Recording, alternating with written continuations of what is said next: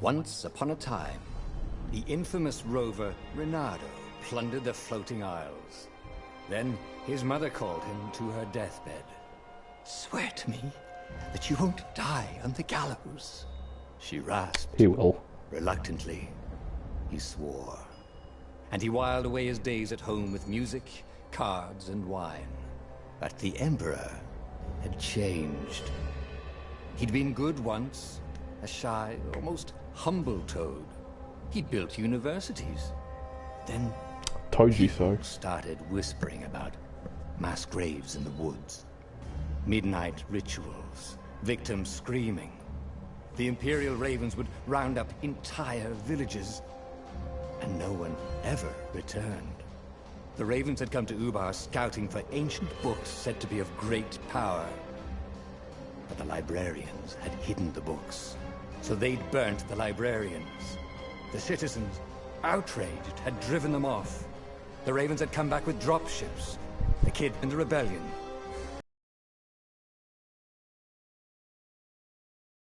And Reynardo had promised his mother he'd protect him.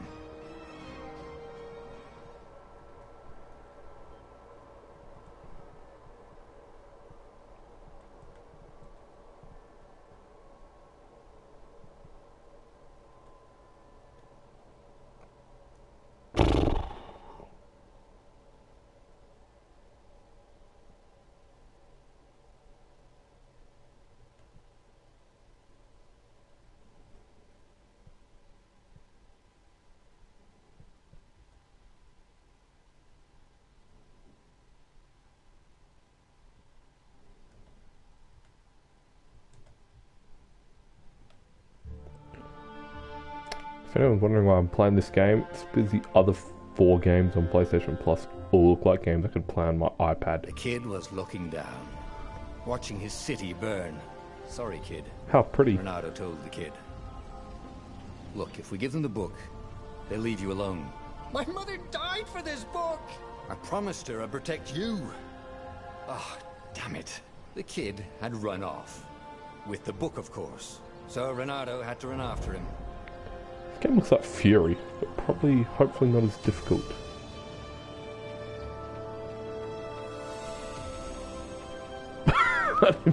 Didn't meet the other trophy and I've done it. Excellent.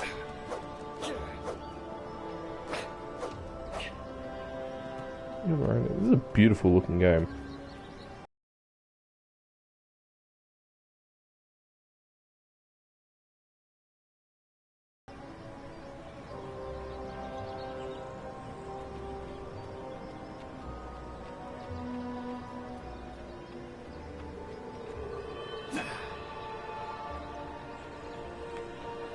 I could change my camera a bit.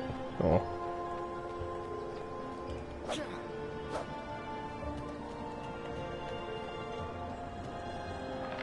Birds! Yeah. The 2 ravens were staring at the kid like he was their dinner, which probably was what was in their tiny brains. "Hey," Reynardo said. They cocked their heads at him. "Pick on someone as ugly as you." Why, didn't come out right. "For the Emperor!" The ravens cawed and rushed at him. Actually, a cross between Fury and King's Quest. I'm alright with. Yeah, stupid birds get plucked. Don't.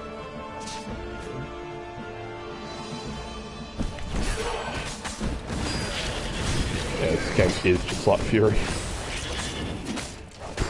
Definitely not. It's gonna be Fury if it had any boss battles in it.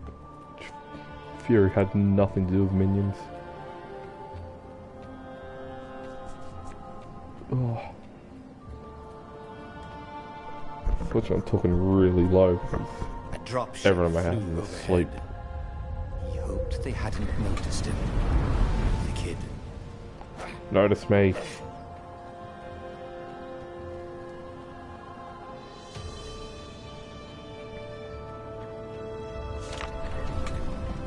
Grab and throw.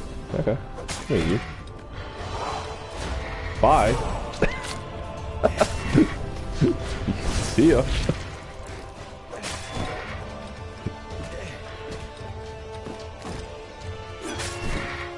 Bad touch.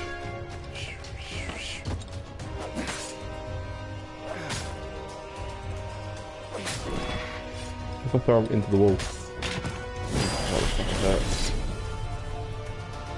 Oh, right. The Gate of Heroes. Someone's idea of a joke, making the Skyship docks a gated community. You needed a hero's sword to open it. And the kid was on the other side of the gate. Who let you through? Promise me you'll take the book to the rebels. Or I'm gonna steal your ship. I'm not taking that damn book anywhere. And neither are you. There's even a... Try and stop me, laughed the kid. I bet you don't even have a hero sword. And with that, the kid hopped away. Had to hand it to the kid. He was an idiot, but he had guts. Where was Renato going to get a hero sword? This game even has a crappy rabbit protagonist or partner, just like Fury had. Oh. Alright, what am I doing over here? I could forge a hero sword here. There you But I'm go. going to need ore. I hope nobody minds if I use this stuff.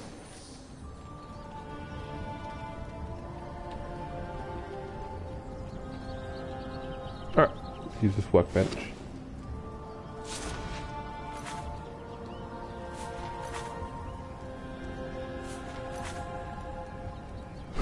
Level 1 looks badass. A hero sword. QED.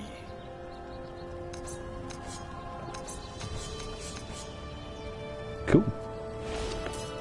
Neat.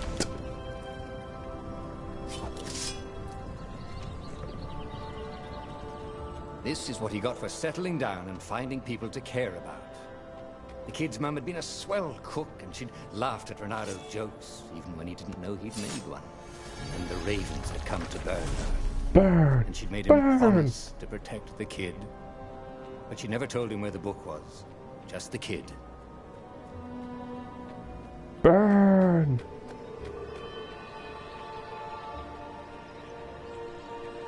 He came up to a ledge. It was too far to jump. There'd been a bridge here before, hadn't there? And there was Peter, giggling at him. How'd you get across? He asked the kid. Where'd you find a hook? I hopped, said the kid. Wise-ass kid. Hey, look out behind you. Cute, said Renato. Ah, ravens. I'm gonna wait for the ravens here. I'm gonna throw them at that stupid kid.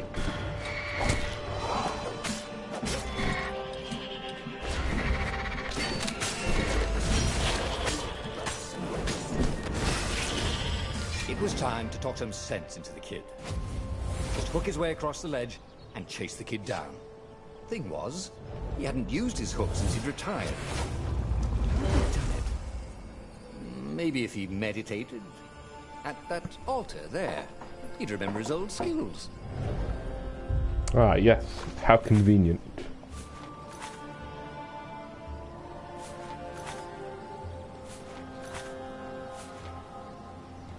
It was starting to come back to him.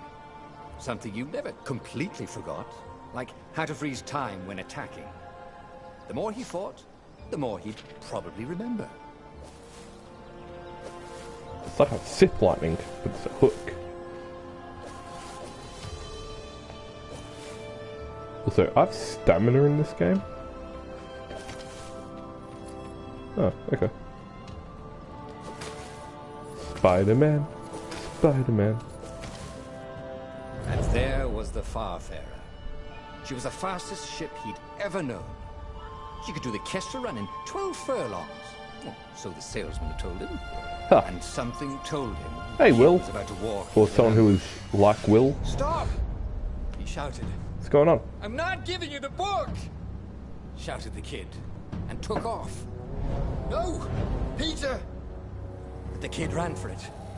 And a goggler nailed him with its ivy. Oh, wow. It tastes brilliant.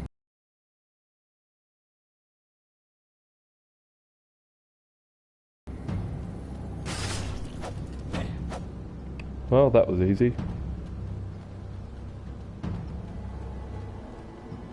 The was unburned. Next to it were the buckles from the kid's shoes, and a kid-sized pile of ashes. Damn it. Why hadn't he lied and told the kid he'd take the book to the rebels? The kid would be alive now. Really pissed off and betrayed, but alive. Oh, damn it. Renato picked up the book. He couldn't let the Empire have it now. He was going to have to get it out of there. He'd be a wanted man. Probably have to join the rebellion just to have a place to dock. Well, he'd hated home life anyway. Cool boxes.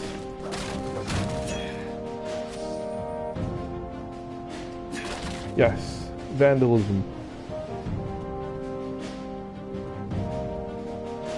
Oh, no more.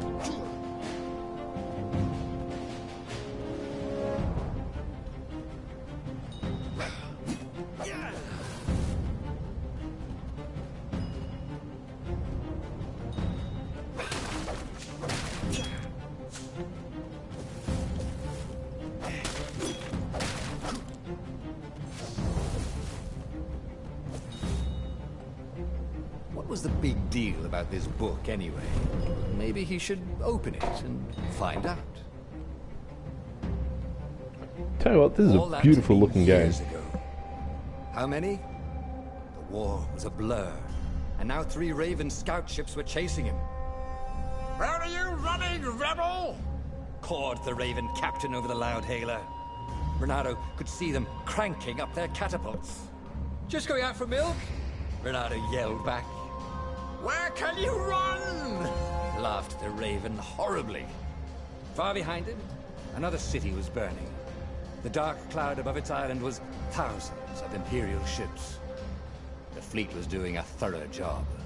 Take us to the rebel base! I will spare your life! It cawed. The entire jury-rigged rebel fleet was only a few islands to the east. Beyond that were only the pillars of heaven. A sea of endless blood-colored tornadoes. The rebellion was out of time. Unless Renato could bring a game-changer. Maybe he could. Renato had found out where he could find the pieces of the Sky Ripper. The legendary weapon that had exiled the lost gods. Surely a legendary weapon could win the final battle. Doubt it. On the other hand, his old friend Lupino had sent Renato a desperate message saying he had a brilliant scheme to save the rebellion. If Renato could only rescue him. Renato dived the Farfarer towards the abyss. As he felt the heat of the jet stream, the Raven ships peeled off, not stable enough to follow him down there. Now it was time to choose. Lupino or the Sky Ripper. Huh. You can't make new old friends.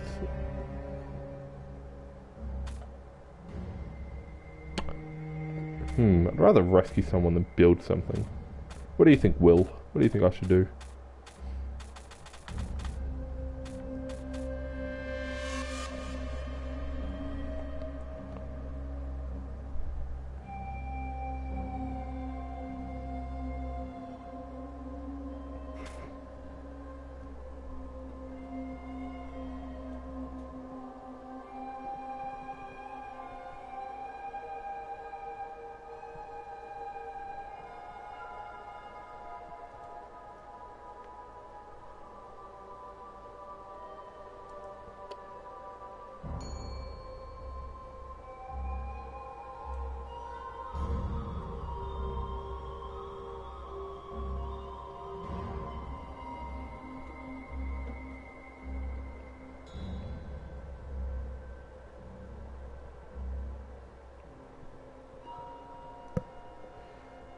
Stuff it. Let's build the weapon. Every child knew about the Sky Ripper. The Transcendent Emperor had buried its pieces. What could have brought them to light? This Emperor, Isengrim III, had once been kind, but he'd gone mad. And now he was conducting secret, obscene rituals to bring back the lost gods. Had he, somehow, summoned the long-lost components of the legendary weapon out of the deep places of the earth? It was more than Renato could fathom. But if he could find a legendary weapon, he would use it.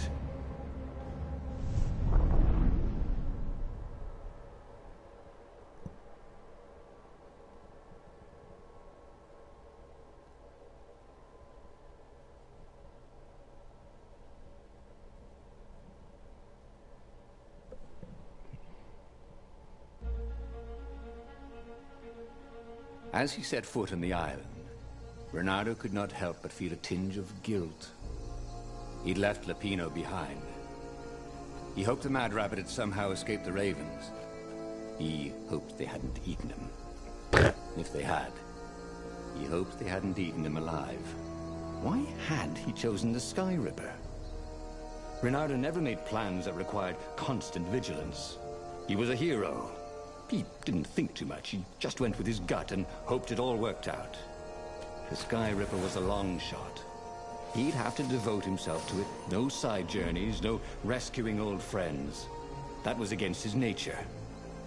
Could he stick with it? No.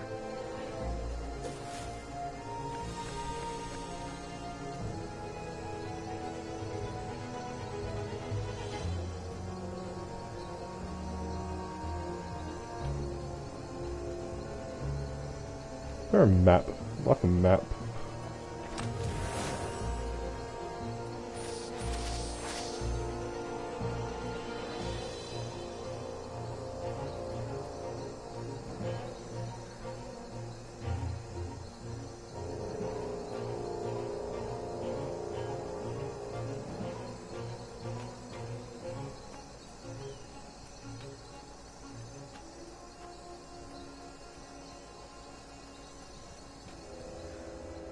Oh. Reynardo had been to a dungeon once where all the chests had teeth and eyes. It had been a short visit.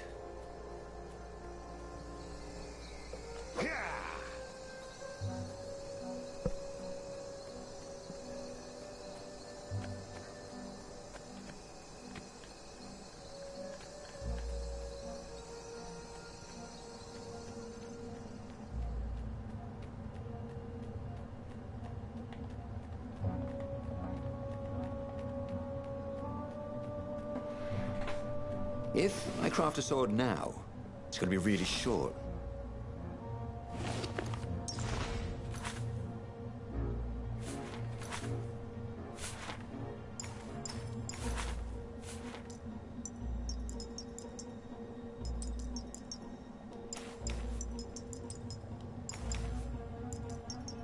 Excellent. I can't do anything.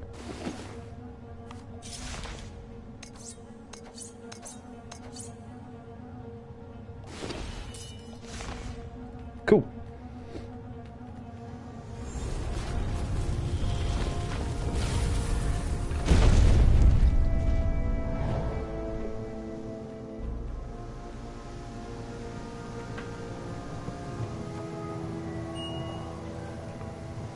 Excellent. More of these champions.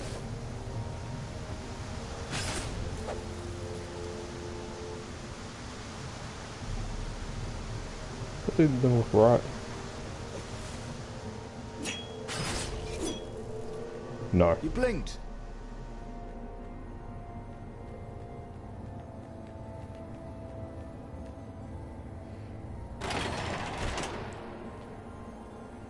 Probably a trophy to like not kill any of those guys.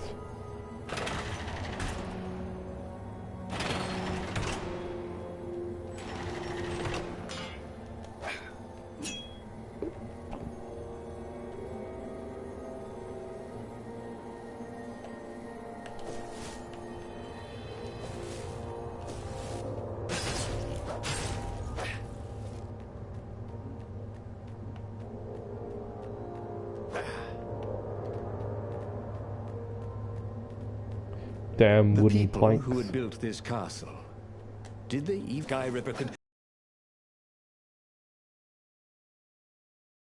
destroy anything it touched, or so the lead. But Reynardo had been through wars. The only merciful war was a short one. Reynardo's blood was up. He just needed to smash something. Hooray for vandalizing. I think I already made that joke.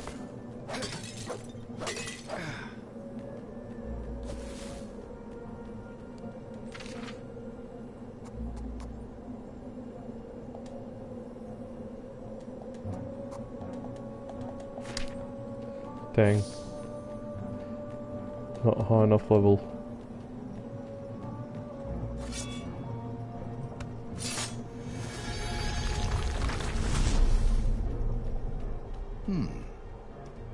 Hero wall. Hero sword. Ice wall. Ice cube. Nope, I can't sing.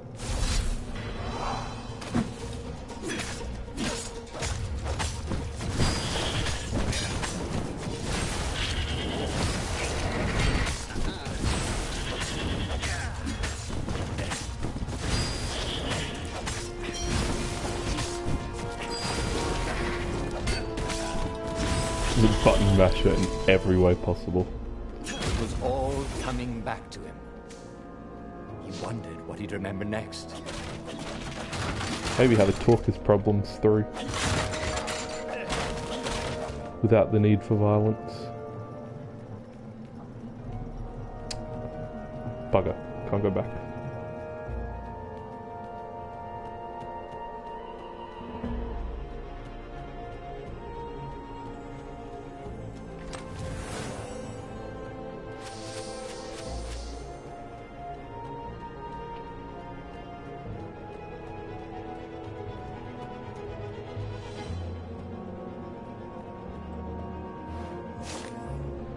Behind Skyrim was shrouded in thick fog. The most believable tales that triumph Emperors used Skyrim to banish Libus? Whatever.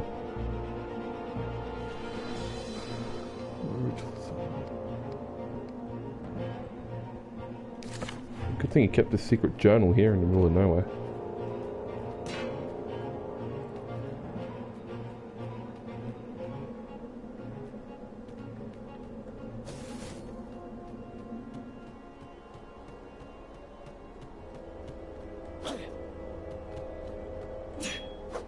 It was good to practice your moves, thought Renato. Keeps you limber.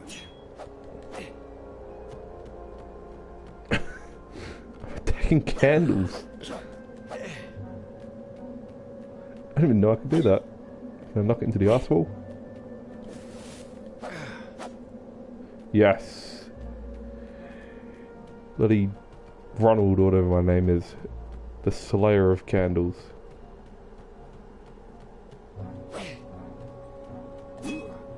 Renato checked to make sure his sword was still working. Yep. Yeah.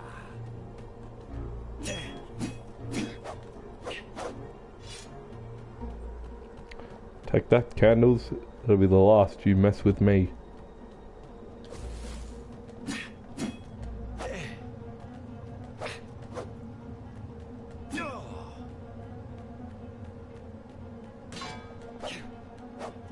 Stupid sword.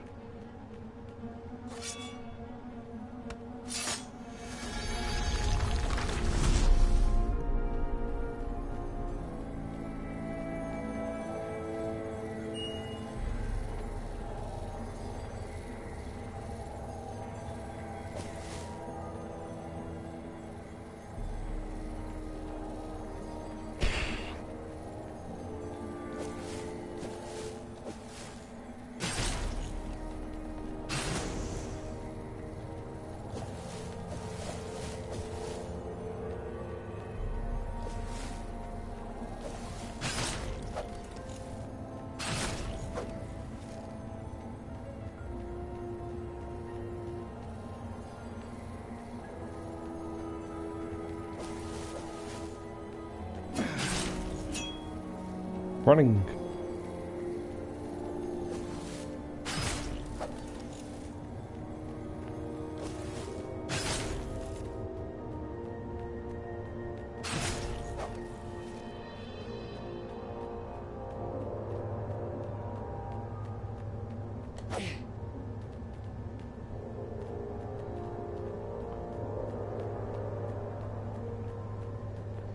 Damn it.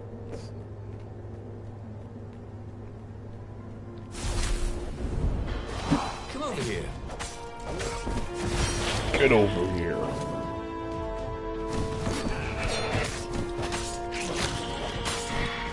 Bye. See ya. That's awesome.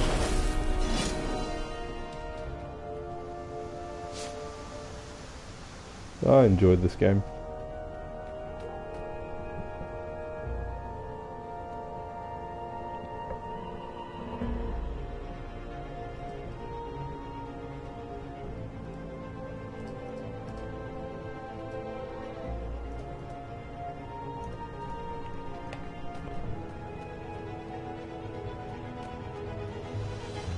Yeah.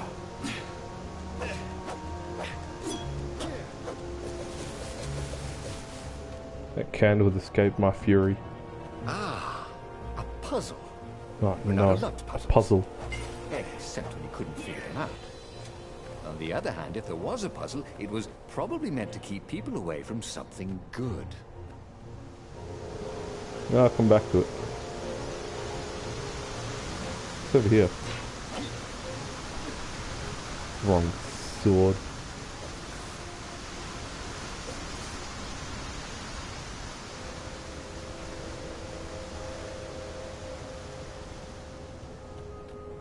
Huh?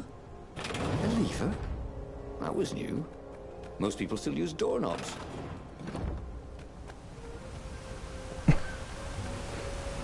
Is that it? Is that the puzzle?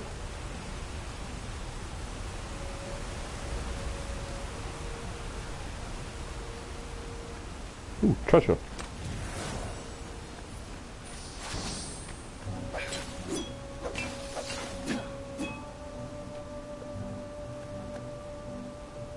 One, two, three, 5, 6, 7, 8, 9, 10.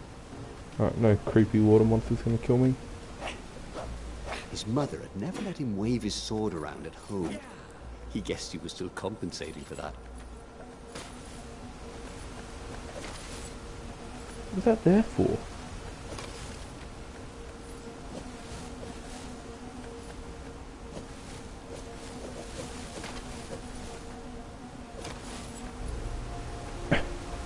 Alright.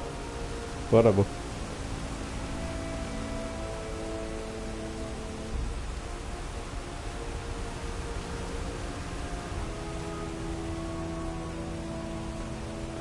Alright. Strike, defensive reflexes. Ooh. Forgot. Like how to freeze time when attacking. The more he fought, the more he'd probably remember. And this is why heroes are called dashing, Renato thought. See? Dashing? Get it? I get it. I ain't laughing, but I get it.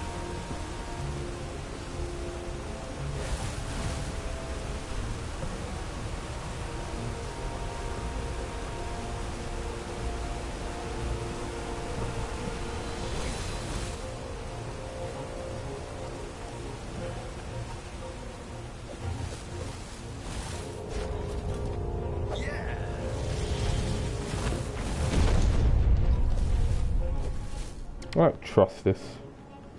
Something seems fishy. There it was. Skyripper's armature. The stuff that dreams are made of. Engineers' dreams, anyway. The device was intricate. No one alive had the skill to make a thing like it. How was it part of a weapon at all? He'd have to ask a scientist. But first, he'd get the second piece. Skyripper had a heart. A core that had come to rest on the next island. Well, there was another island he could reach. Zenobia had just invaded it with her father's Raven battalions. She must be encamped there still. But fighting Zenobia now, that made no sense at all.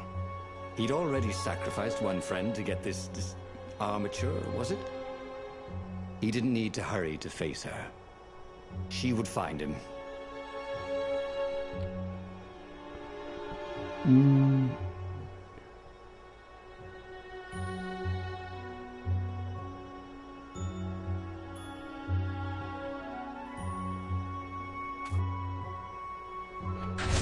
Stop it. It was a no-brainer. He'd sacrificed his old friend Lapino to get the armature. And the armature was useless by itself, only a series of coils and wheels. War demanded sacrifices, and he would make more before the end. He would have to choose the greatest good, no matter how much it cost him. Zenobia. Well, he would see her sooner or later, across a battlefield or a sword's point before all this was over. He was sure of that. The power was in the core. Obviously, He had to get the core. Cool.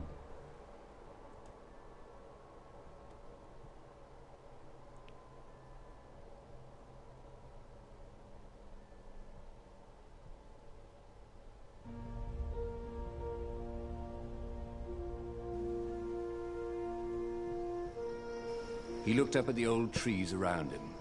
They were so big and so old. They'd been there before he was born, and they'd be there after he'd passed into legend. Was he confronting his own unimportance? What had got into him? He was no philosopher. Anyway, who cares?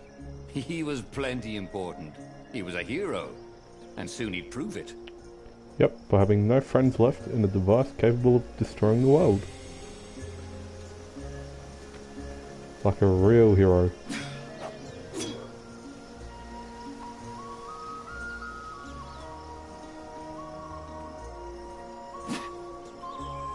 Oh, look, it's gonna be on the right side to open it. Ooh, sparkly, thought Renato. I hope there's a new game plus in this game. I'm gonna have to play through it about 12 times. So much stuff in it.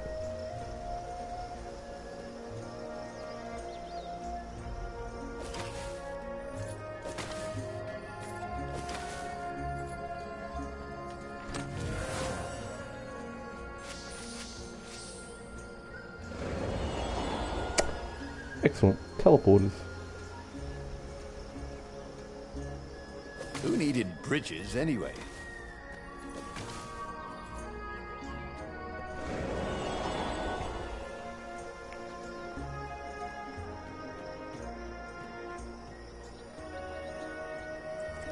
Let's not do that yet.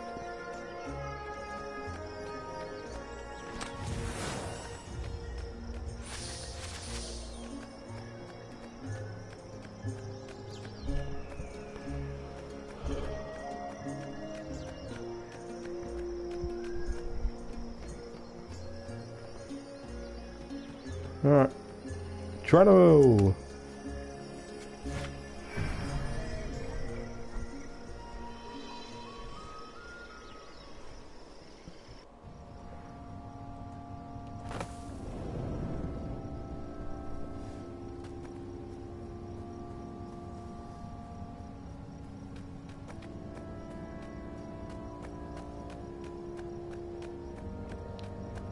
Ah, this place is too creepy. Can I go back?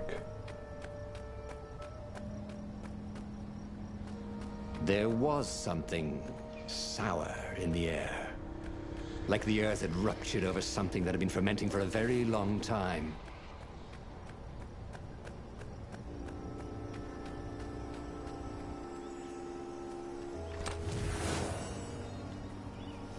I wonder what I could make with all these sword crafting materials, thought Renato.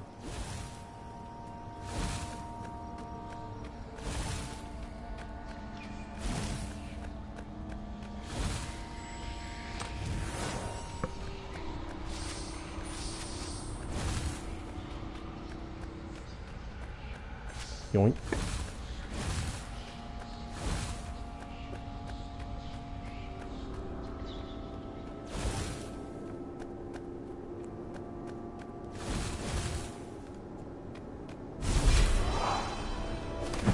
Get over here.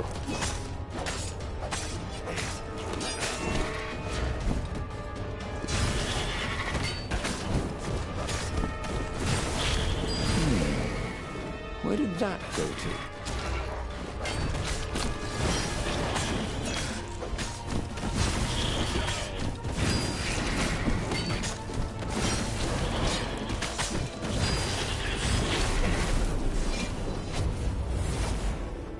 There were fewer and fewer trees.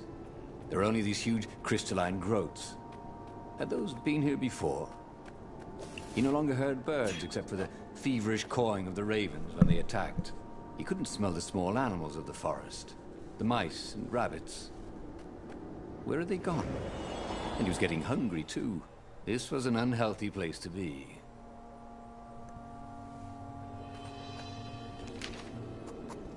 Alright, perfect strike.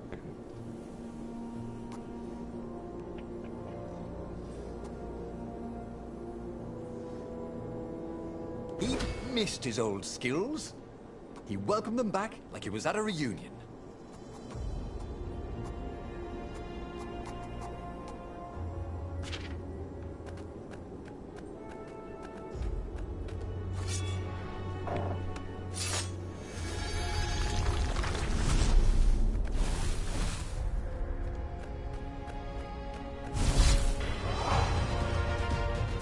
Come here. Off you go.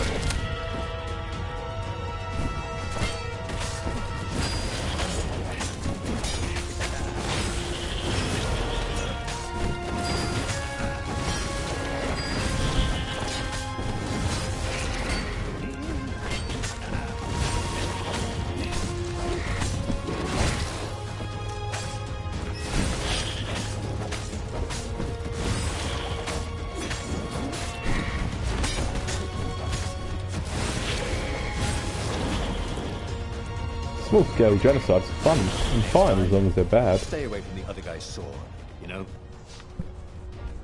Shut up, narrator. Don't need you criticising me.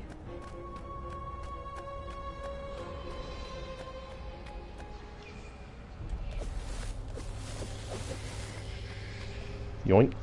The 20-sided core made him feel physically sick.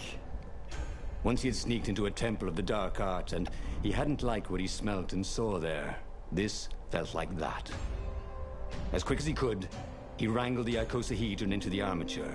The wheels began to spin, then glow. The sick feeling quickly spun away. Now he only felt sad. He had lost good friends for this war apparatus. He carried his prize back to the Farfarer. Now, he had to make his next move. There was a key Imperial outpost on the Nexus. If this really was some sort of super weapon, he could use it to wreak havoc on the enemy. But maybe he should show it to some scientists first. There was an observatory on the Nexus. Maybe he should go there before he fired it.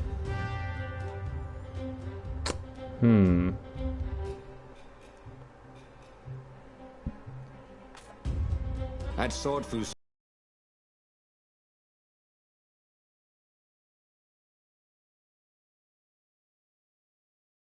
school, he'd never read the books, just looked at the pictures. And Zenobia. But weapons he understood. His gut told him that the Skyripper would work great. He would use it to take out the Imperial outpost. And what's the worst that could happen? The thing wouldn't work, and then he'd take it to the scientists. Right? Exactly.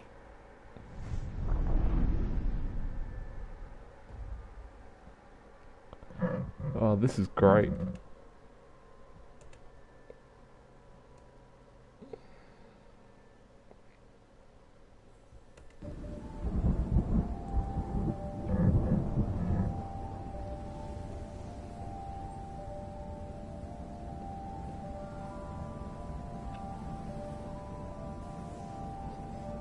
As he set out down the path, Renato wondered why the parts of the Skyripper had only surfaced now, thousands of years after the Transcendent Emperor had discarded it.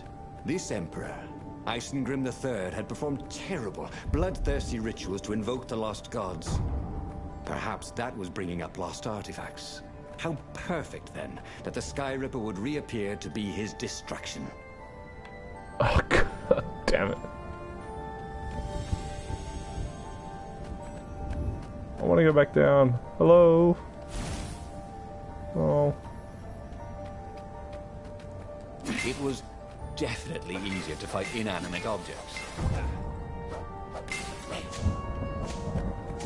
Hell.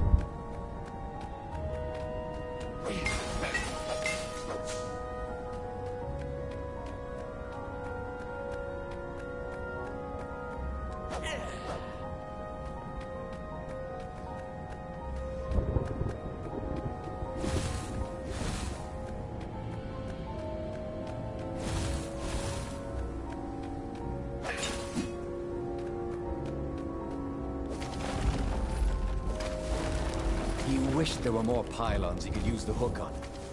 They really needed to construct additional pylons. Oh, This game is so self-aware it isn't funny. I don't want to go that way yet though. What's the other way?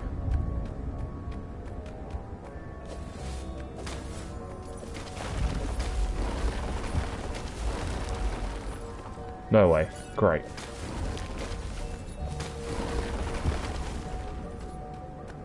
Stupid game.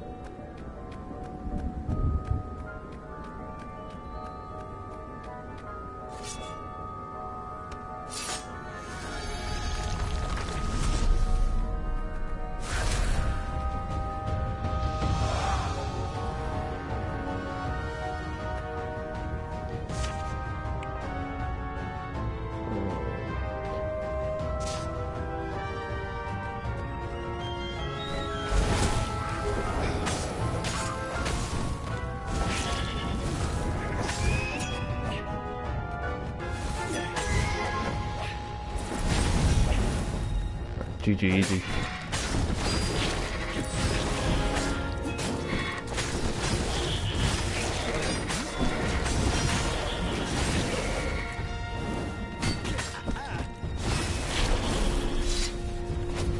Character reminds me of Sinbad.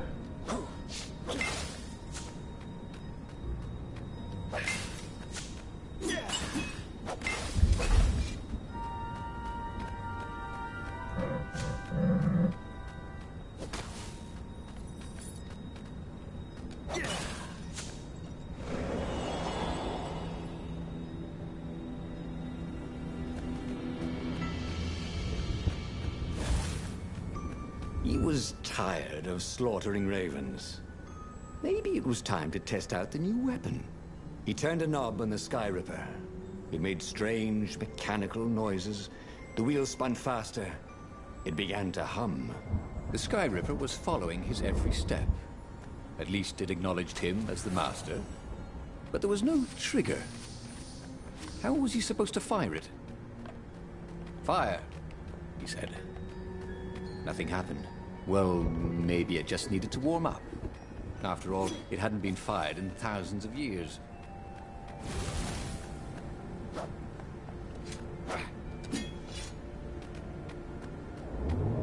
Shoot, damn it. Renato wondered if it wasn't cheaper to build bridges and stairs.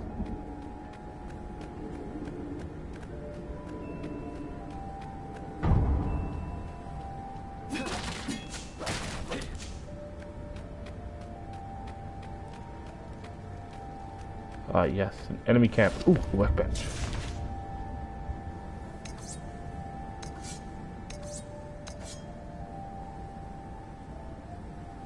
Allows to heal oneself. All right. His trusty old sword was always a little better when he sharpened it.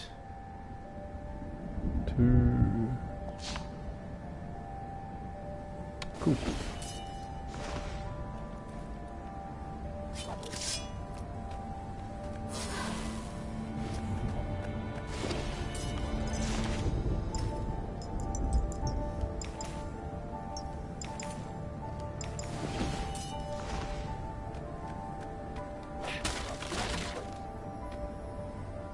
Huh.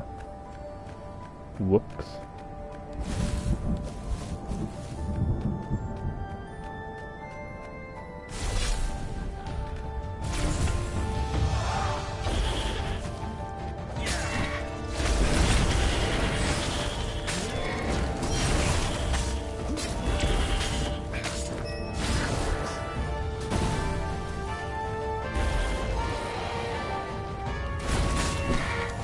Bye.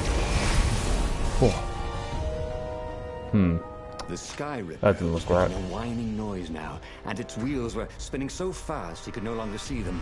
Renato had a thought. Please? He asked. The Sky Ripper began to glow. Boom! The outpost burst into flame. Ravens flapped out screaming, wings on fire. The base was his. The far speaker toad came hopping out. Renato! It croaked, sounding like a toad version of Zenobia. Don't use the Sky Ripper. It will destroy the world. Yeah, sure it will, cracked Renato. Pull the other one. If you don't trust me, go see Calaveras. That sounded sensible. Why did she always have to sound sensible all the time? Oh, it was infuriating. Of course she would say that. He was supposed to hurry and bring the Sky Ripper to the Council so the rebels could actually win the war. But what if she was right? Damn it. Don't know if you made the weapon.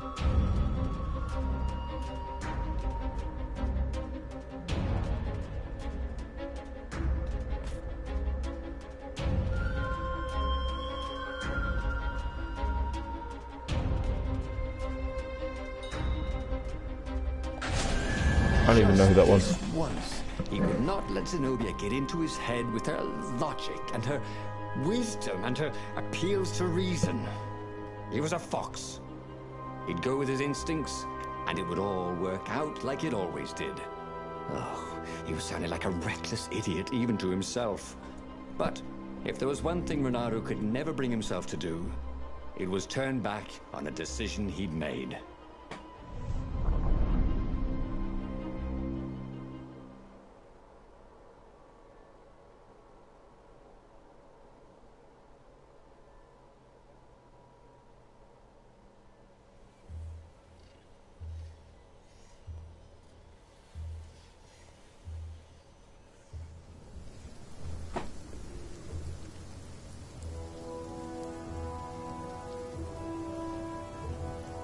Imperials were flapping and cawing all around the ruins.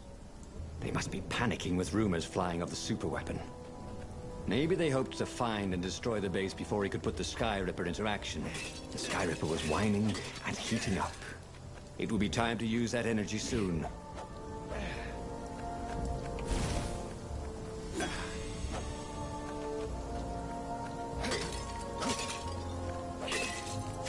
Renato felt like he was ready to learn new things.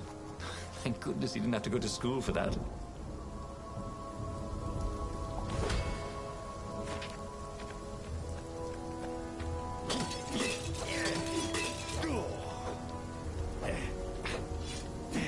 Bloody pots.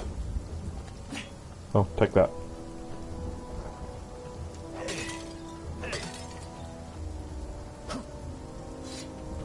Yeah, I don't trust those things. Let's go this way.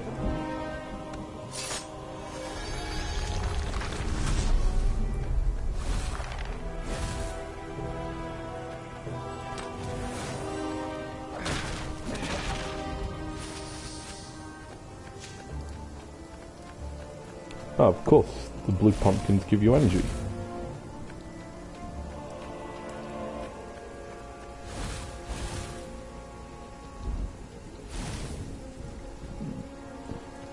A very clever engineer named Elon Muskrat got his start making floating platforms.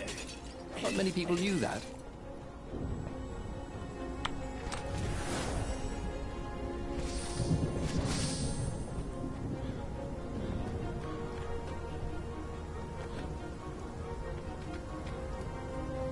Well, can't use the altar. Let's use the workbench.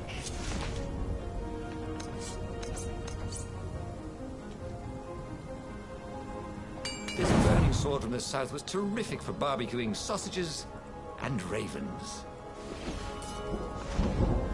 Excalibur Nah. Pretty sure the fire version of Excalibur was called like Clairvoyant or something.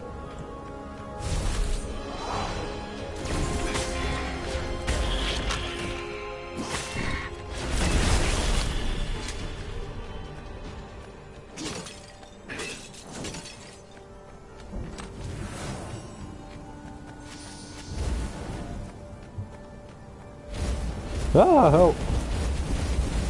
Have you ever felt you were just going round in circles? Bernardo felt like that.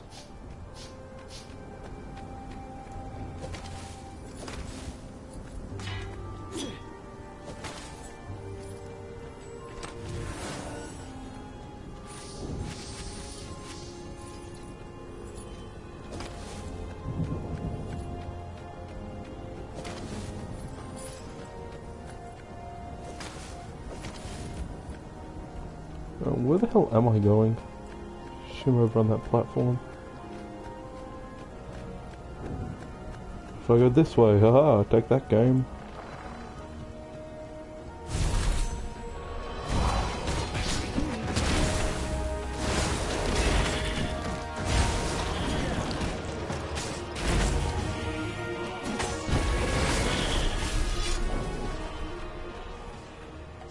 What was Zenobia talking about? This was a fantastic weapon. Ravens burst into flames with just a touch of its killer beam. He was tempted to leave it on all the time, but he didn't want to accidentally slice off some council toad's head or tongue. She'd been trying to distract him. Well, this time, no one was going to distract him. Oh man, not these things again.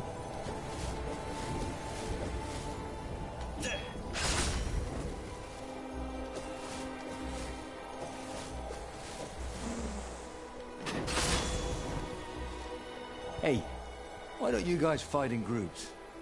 Oh, I know. Because there's no I in team. I get it.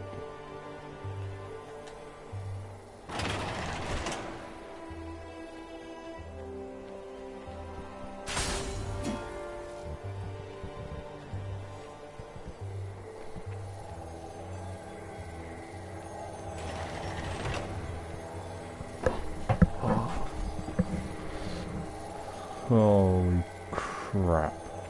What have I gotten myself into?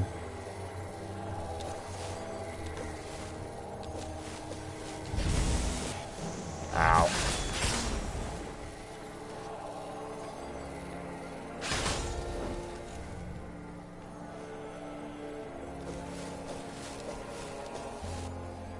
Stupid thing, I can't aim. Come here, you. Yes, take that, you mindless drones.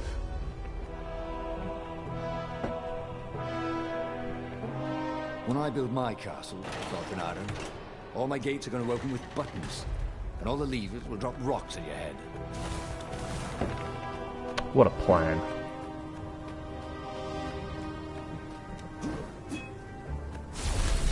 Battle here.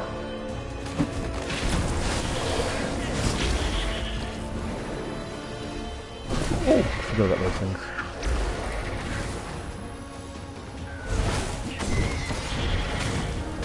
That was awesome!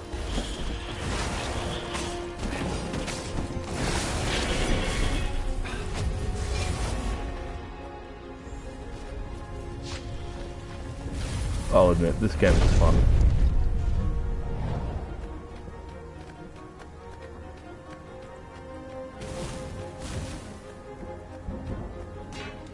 Damn it. Curses. Activate.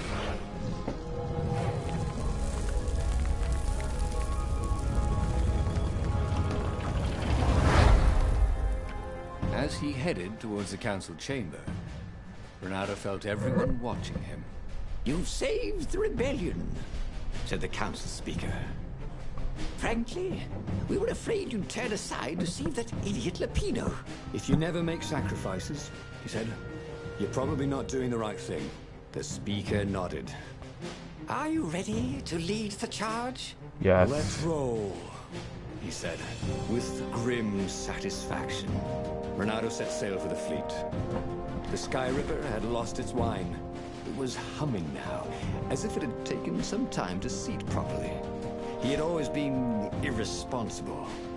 This time, he'd done the right thing, made the hard decisions. He was a real hero. He hadn't let himself be distracted by old friends or old lovers turned enemies. Finally, he could be proud of himself. Yeah, sure this won't be bad.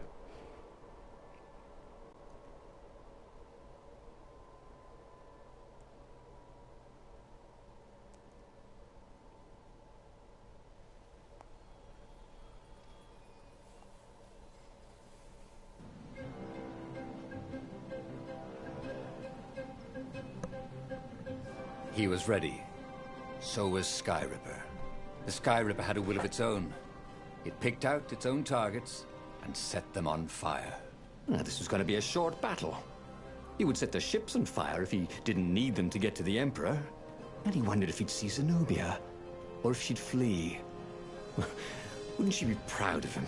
At least, a bit of respect. He'd become an all-conquering hero. All-conquering hero doesn't quite sound right.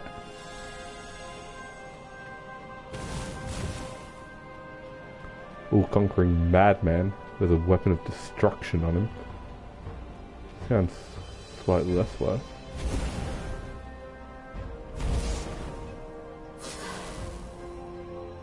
Forgot I could do this.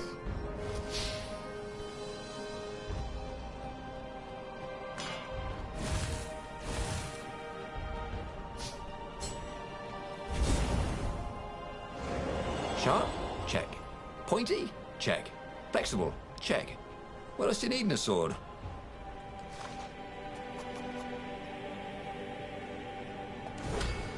Alright. Attack immediately in the previous...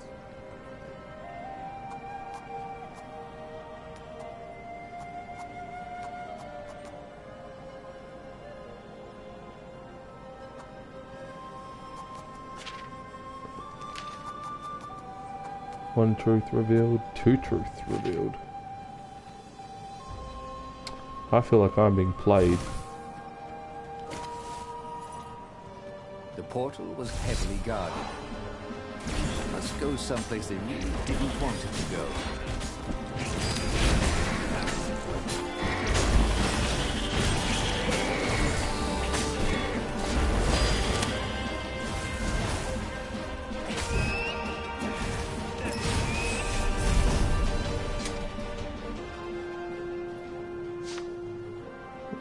Come back to that.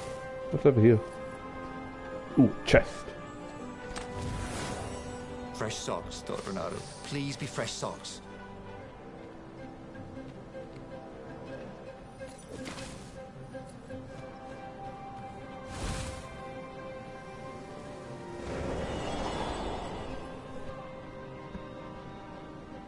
Ooh.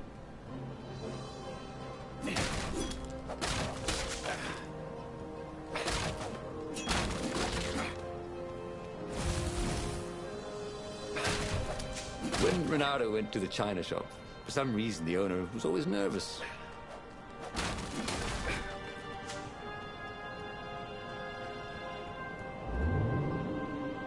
This game's way too smart-ass for its own good.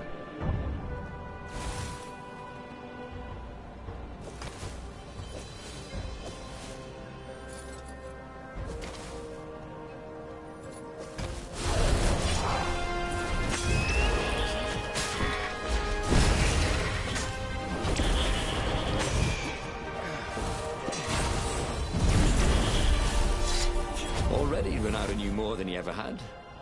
But about what?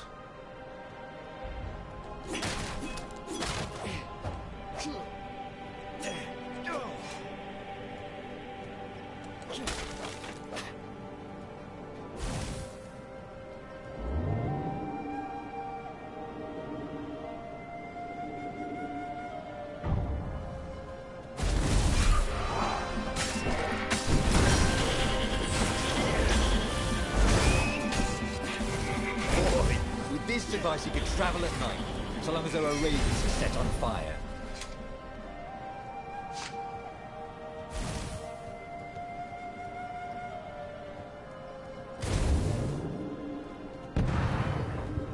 Cannon! Ow. There was a parchment on a signpost. It was from her. Every time you fire, you risk the destruction of the universe. That's insane. We surrender. Yes. A trick? Maybe she really believed it. He could hear horns blaring the retreat. Maybe it was true. Maybe they had one. Maybe she's a liar. A scoundrel.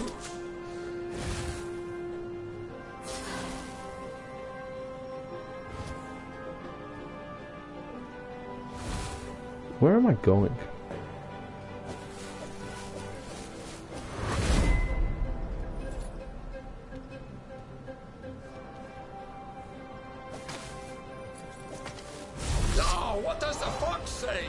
asked one raven. Another one called back, "No, I'm dying!" They both laughed hysterically.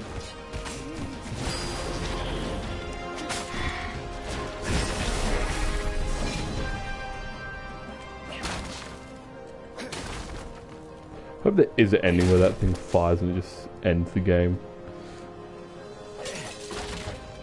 That'd be fantastic. Building these platforms was so expensive, they'd run out of budget for guardrails.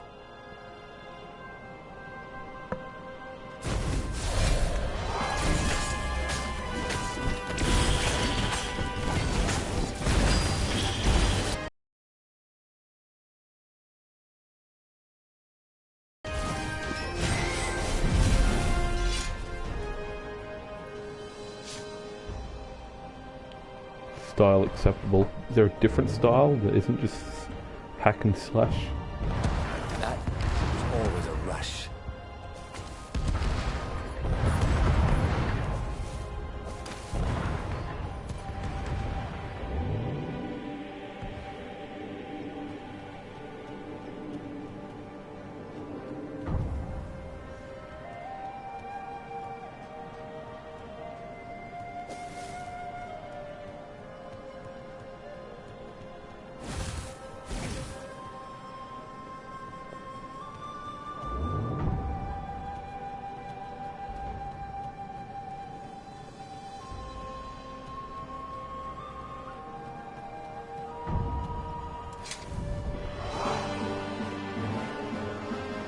Oh no, shield.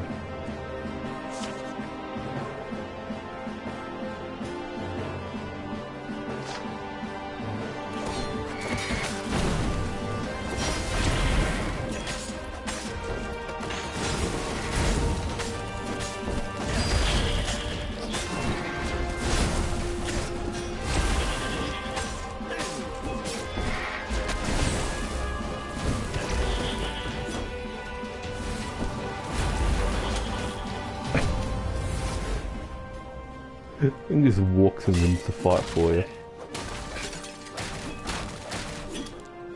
And there was Zenobia, wearing the white robes of surrender. She came and kneeled before him. "Why didn't you listen to me? I was trying to save you too. You're the enemy," he said. "I was never your enemy, Renato." Then she spoke a terrible word and made a gesture with her hand. She stopped moving, covered in frost, and he wondered why she'd frozen herself. Then the Sky Ripper froze, and then, for a moment, he felt very cold and discovered that he couldn't move. The next thing he knew, the sun was a giant, monstrously red. It took up half the sky, and he was in a parched red desert. And then he was on fire. Okay, that was weird. He could have sworn he just died. Instead, he was on the Farfarer, sailing away from Ubar. And it was still burning. He'd fled burning Ubar years ago, hadn't he? And now he was back there. Had all those years fighting the Empire been nothing but a vision into the future? A useful vision if it was true. He'd learned something.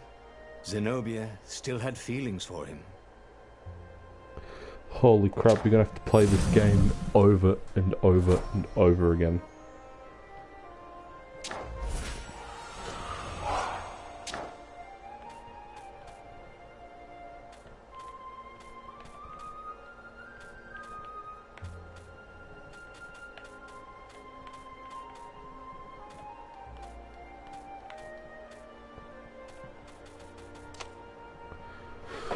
On the core, attack the outpost, meet the council.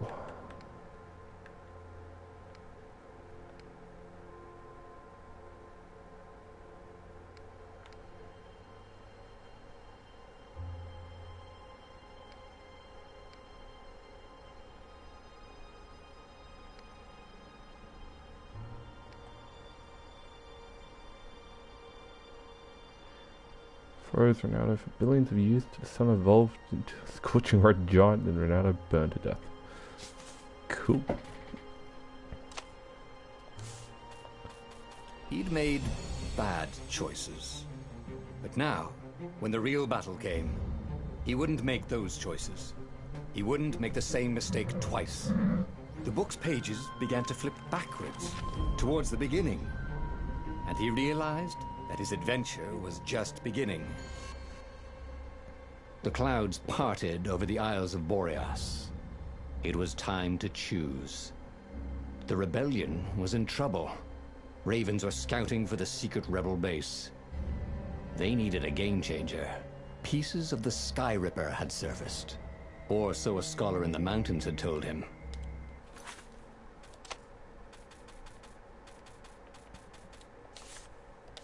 Surely the weapon that banished the lost gods could defeat the Emperor. Let's try this again. Also, a temple had risen out of empty desert. The Emperor had brought the Sky Ripper pieces up out of ancient burial by his obscene rituals. Could this be where the Iblis stone was hidden? Someone better get it before he does, thought Reynardo. On the other hand, his old friend Lapino needed rescuing. Lapino was no game changer, but could Reynardo really leave an old friend to the Ravens?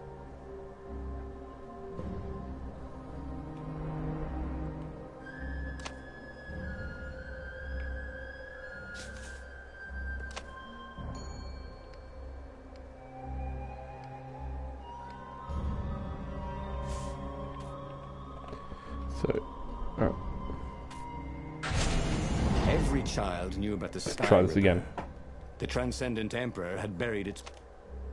Sorry, I'm going to skip some of these cutscenes.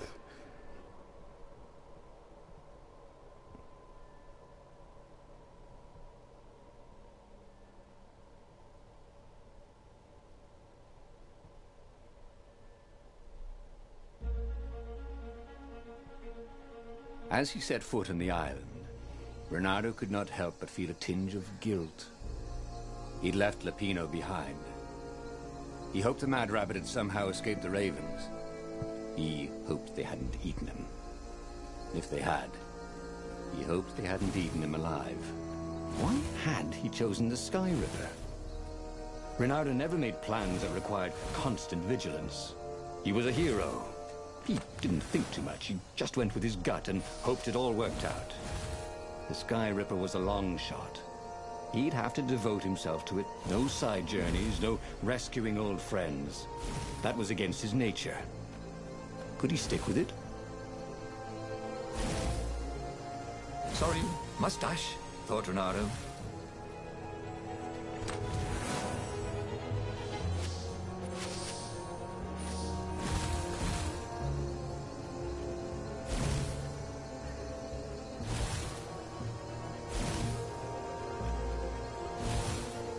I'm pretty sure there's one last thing up here.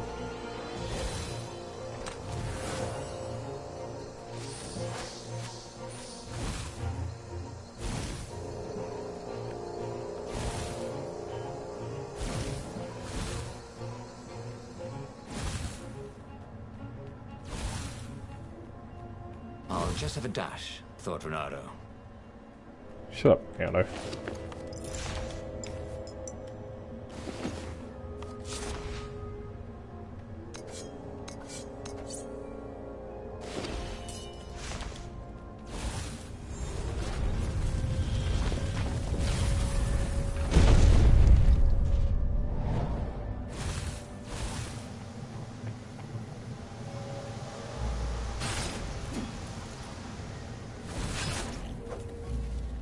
Say goodnight, Gracie, said Reynardo, wondering who Gracie was.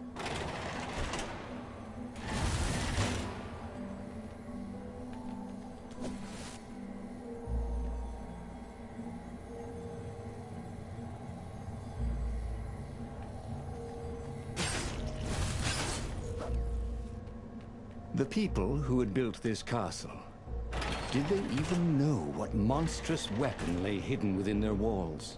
The Sky Ripper could destroy anything it touched, or so the legend said. As the Transcendent Emperor had fought the lost gods, thousands of thousands had died. But Reynardo had been through wars. The only merciful war was a short one. Alright. Should have got more speed so I can just bloody fly through this game.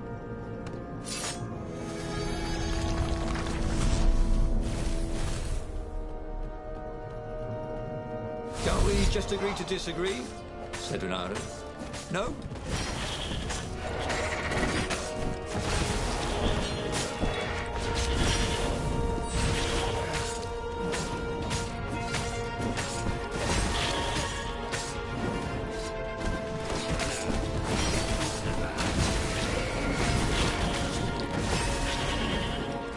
Come on.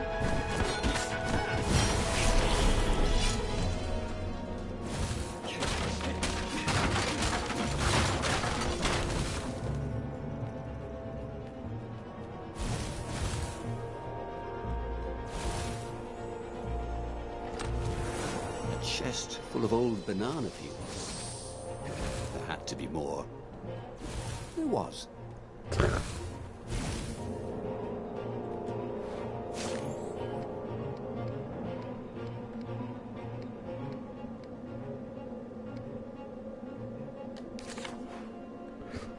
So essentially doing that, I've released another super weapon. What am I doing?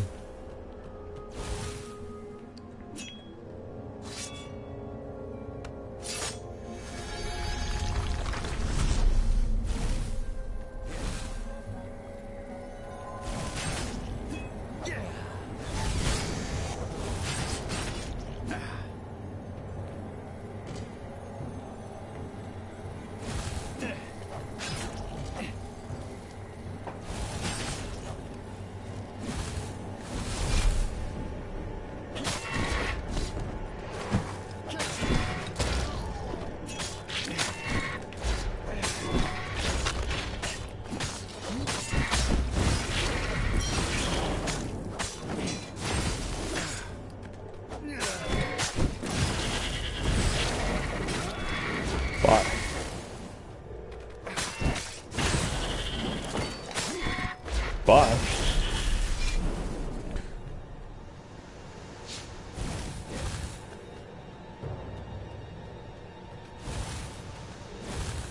Pretty sure there's a flame door around here somewhere. Firewalls only let you through if they think you're hot enough.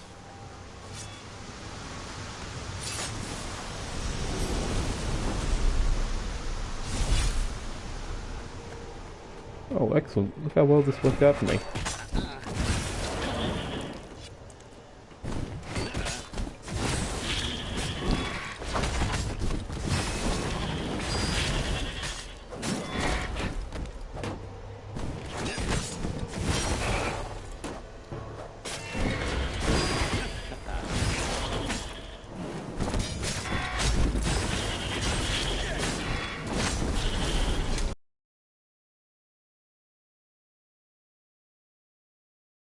Renato was remembering all his old tricks, and some new ones.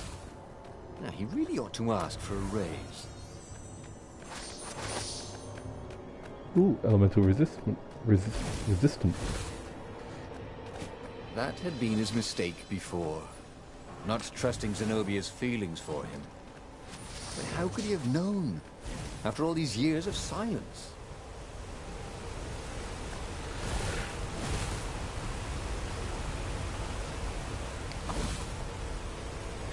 Right, I think I have only the one, only at 2. I just want to increase my speed.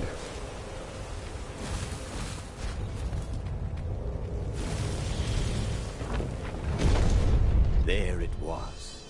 Skyripper's armature. The stuff that dreams are made of. Engineers' dreams, anyway. The device was intricate. No one alive had the skill to make a thing like it. How is it part of a weapon at all? He'd have to ask a scientist. But first, he'd get the second piece. Skyripper had a heart. A core that had come to rest on the next island. Well, there was another island he could reach. Zenobia had just invaded it with her father's Raven battalions. She must be encamped there still. But fighting Zenobia now, that made no sense at all. He'd already sacrificed one friend to get this armature, was it? He didn't need to hurry to face her. She would find him.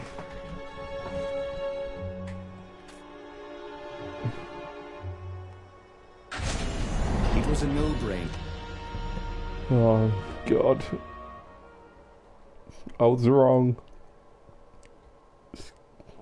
Caitlin's gonna be tough.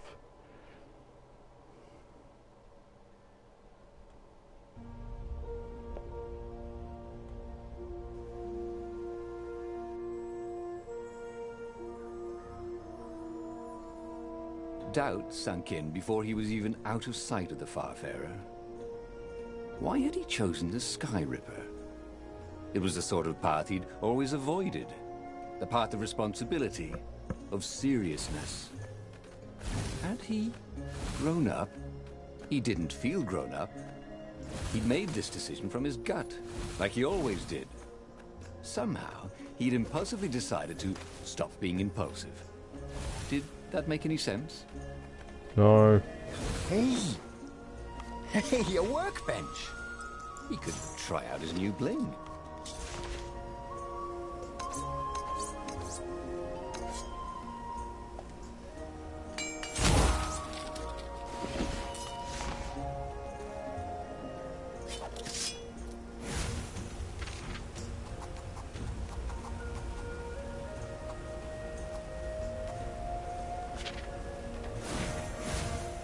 I don't remember this part. He felt like Tarzan. I couldn't even just have my new blade. I've already moved on. No.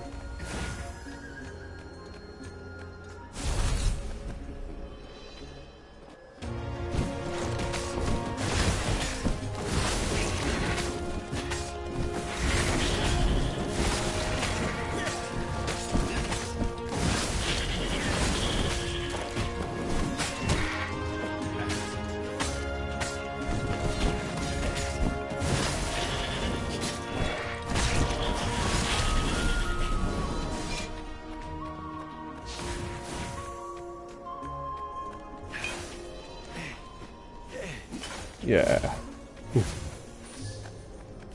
There was something sour in the air.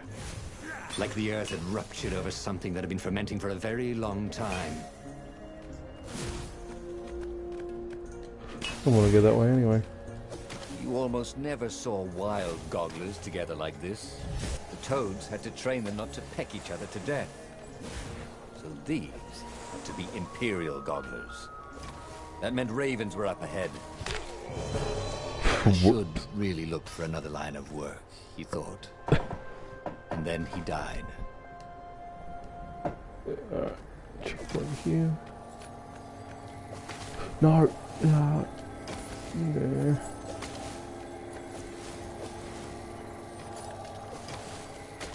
Uh-oh. Definitely is a different level. There were fewer and fewer trees. There were only these huge crystalline growths. Had those been here before? He no longer heard birds except for the feverish cawing of the ravens when they attacked. He couldn't smell the small animals of the forest. The mice and rabbits. Where had they gone? And he was getting hungry too. This was an unhealthy place to be.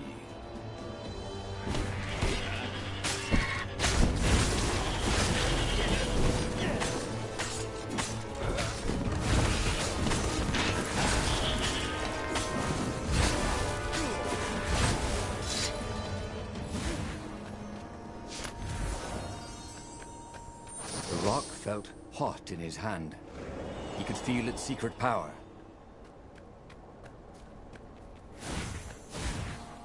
Yeah, sure. Let's go over that.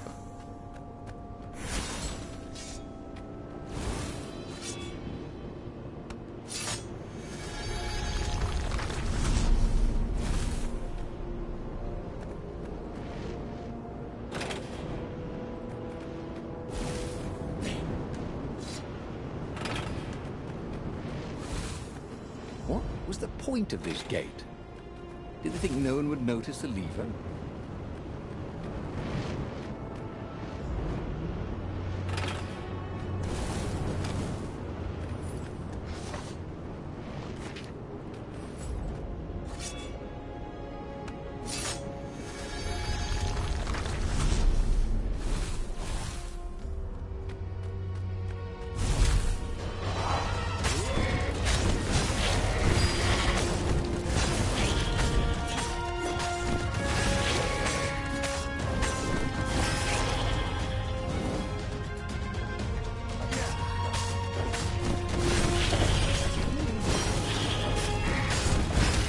Damn it.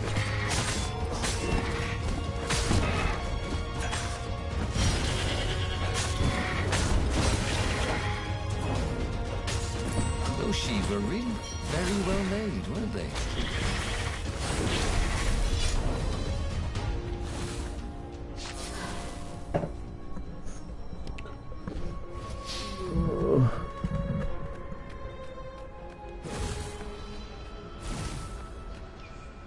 The 20-sided core made him feel physically sick. Once he had sneaked into a temple of the dark arts, and he hadn't liked what he smelt and saw, he carried his prize back to the Farfarer. Now, he had to make his next move. There was a key Imperial outpost on the Nexus. If this really was some sort of super weapon, he could use it to wreak havoc on the enemy. And if it wasn't, well, better to know that before the final battle. But maybe he should show it to some scientists first. There was an observatory on the Nexus. Maybe he should go there before he fired it.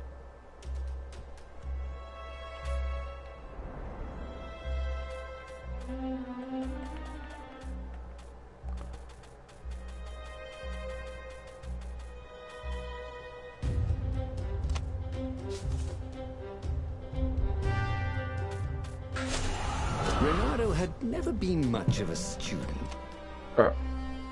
This one again.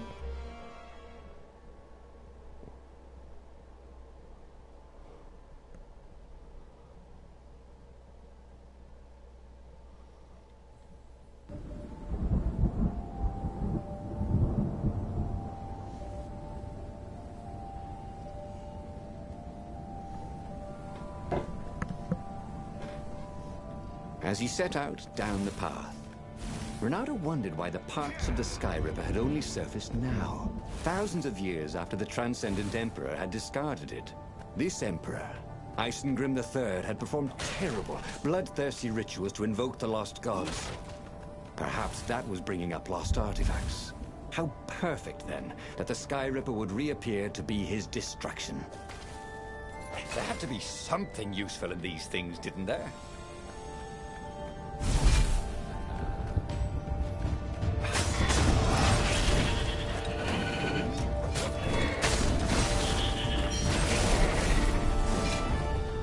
Please, fire. I know you can.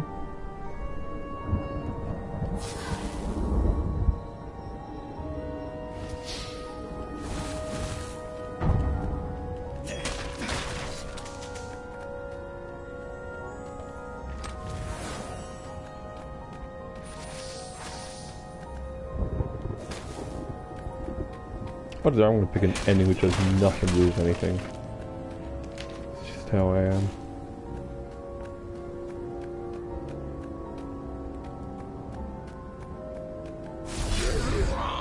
Interrupting story time. Caught the lead raven. Now we'll never find out how it ended.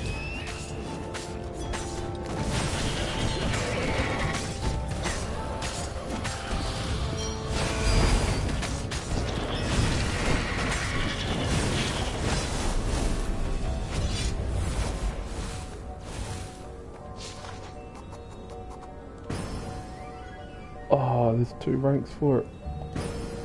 Oh, duh. I'm an idiot. Oh, look at me go. I am the fastest fox alive.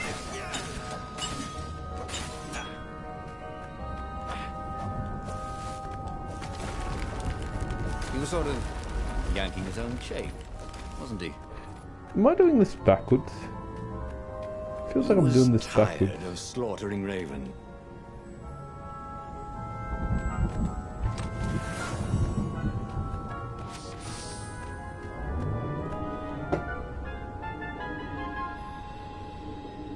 Renato had never met a weapon without a trigger or a handle. How did this thing work?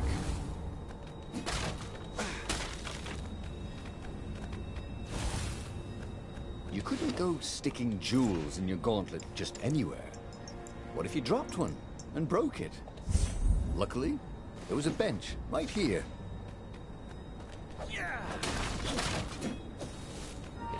I don't know if 1% is a lot in this game.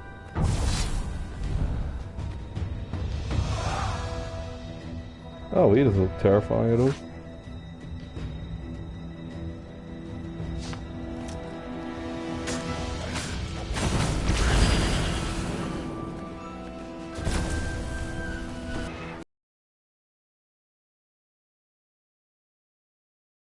Kill.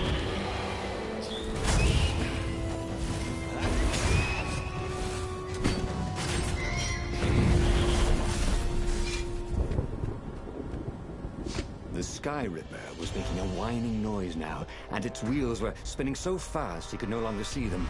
Renato had a thought. Please? Yeah, sure it will, cracked Renato. Pull the other one. If you don't trust me, go see Calaveras. He'll tell you the same thing. Oh, she would say that. Oh, That sounded God. sensible. Why did she always have to sound sensible all the time? Oh, it was infuriating. Of course she would say that. He was supposed to hurry and bring the Sky Ripper to the Council so the rebels could actually win the war. But what if she was right? Damn it.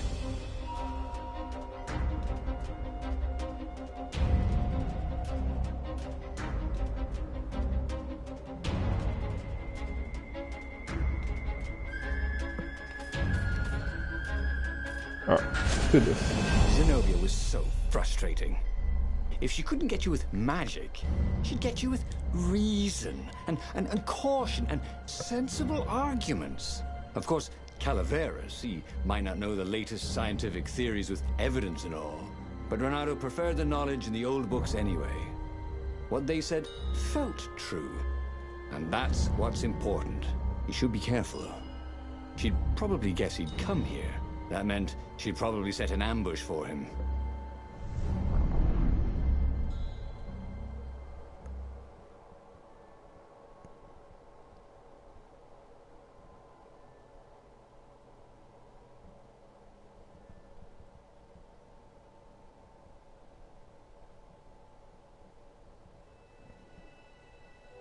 Renato landed on the island, expecting Zenobia's ambush at any moment. God, after all these years, she still drove him crazy. Or, unless they were part of the ambush, the obvious reasons he was meant to see to take his mind off the ones he wouldn't see. There did seem to be a lot of ravens around here. Oh, let's just not fight the ravens. I'm sure they're reasonable people. What were these poles exactly? Parking meters from the time of the lost gods?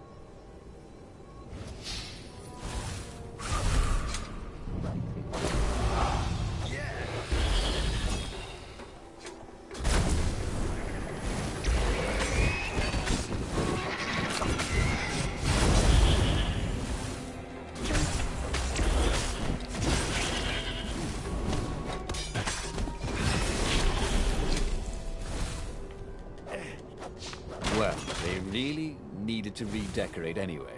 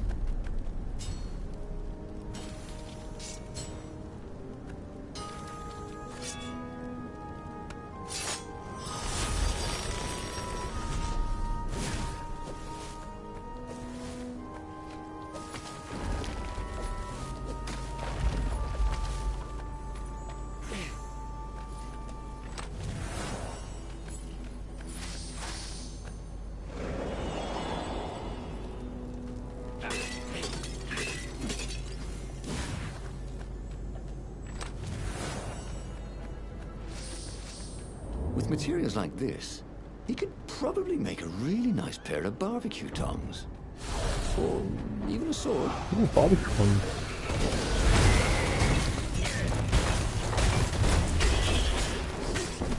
What I just did, that was cool ass. Zenobia's ambush never materialized. Could she be sincere? Calaveras was a great scholar. Renato doubted even Zenobia could convince him to say something he didn't believe. And if he was working for the Empire, he'd never have told Renato about the Sky Ripper in the first place. Well, he would listen to the wise old toad. But that didn't mean he had to agree.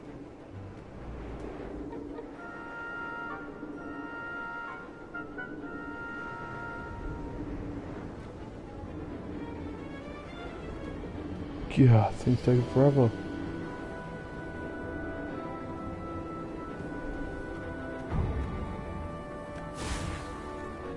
Why? Why did he listen to Zenobia? She was the enemy. Of course she didn't want him to use his shiny new weapon. The thing was, though, she was appallingly honest. I mean, she wouldn't lie even to an enemy. At least she'd never lied to him. So if she said he had to see Calaveras, it probably was a good idea to see him. Ugh, it was infuriating.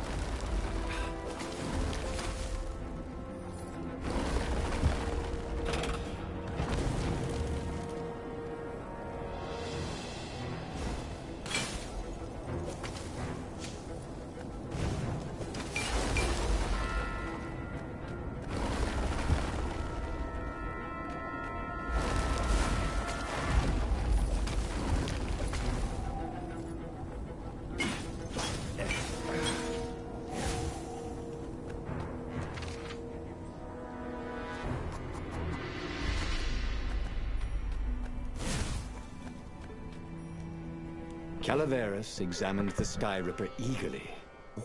How often does a new relic surface? He brushed off Zenobia's warning. Oh, what a surfaces know about physics. However, he did know a few ways to make the weapon even more precise and more powerful, and quickly went off to tinker. Soon the Excellent. Sky Ripper no longer whined, but thrummed like a hummingbird taking off. It was ready for war. And so, Renato thanked Calaveras and took the legendary weapon to the final battle. But where were the other rebel ships? Had something happened? He could defeat the Imperial fleet with a Sky Ripper, but he couldn't govern. He was not cut out to be Emperor, and he'd no desire to be one. Oh, for God's sake.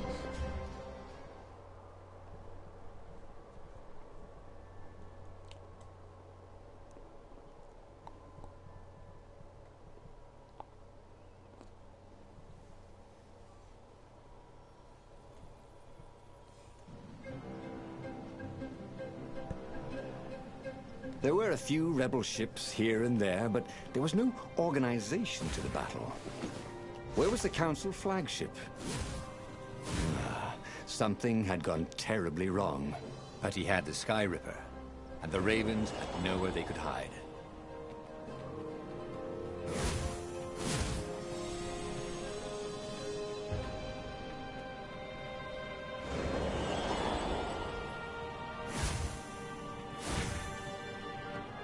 Renato wondered if his future self had commissioned these poles.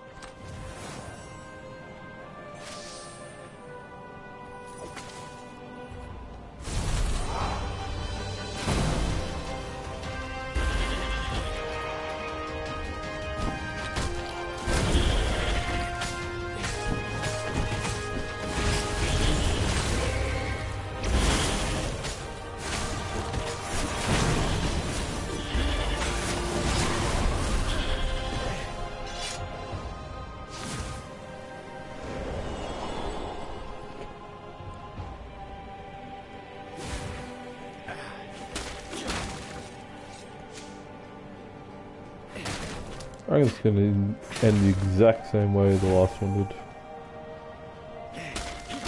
Renato had been the terror of the sandcastles when he was two.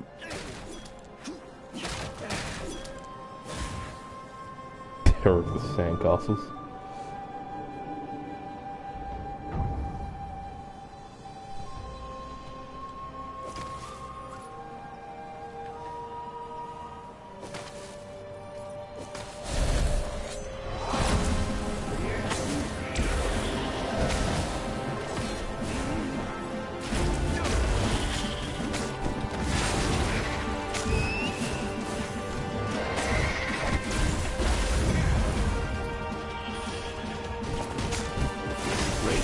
smell any better dead than I thought. Ooh, no. This is hard.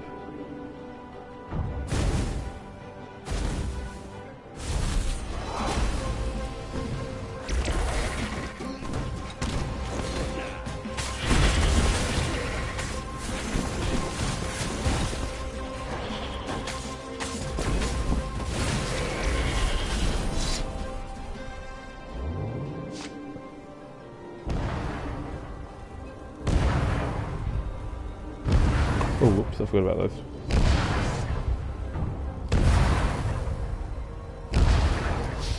The council speaker was on the deck, bleeding.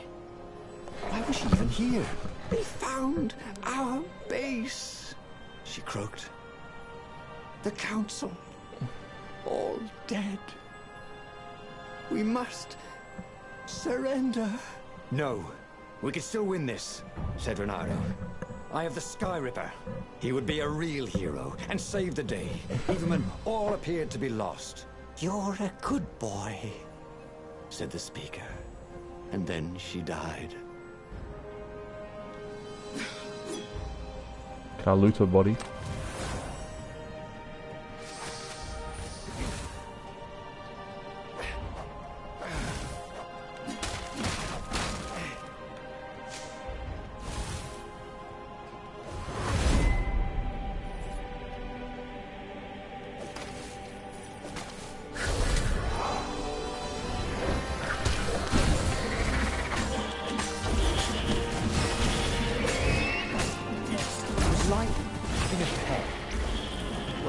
Like having a goblet for a pet.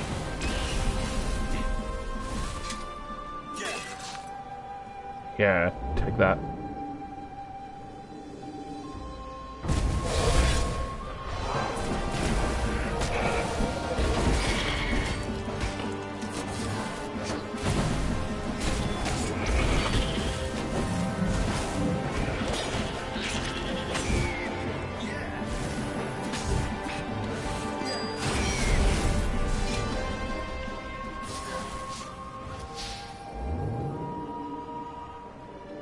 There was an engraving.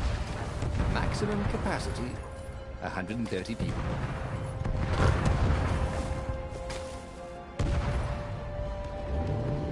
How they say people, not ravens? Fully.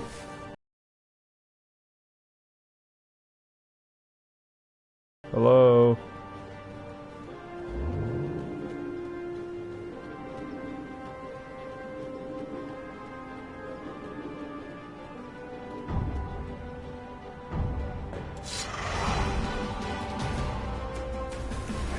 Oh, an ice warlock.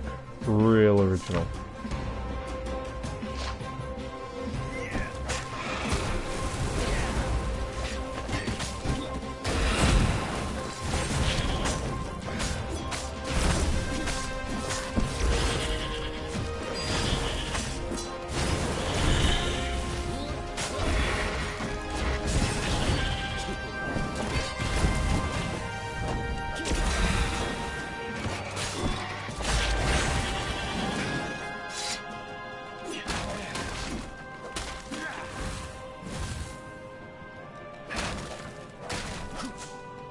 Fired at the Sky Ripper.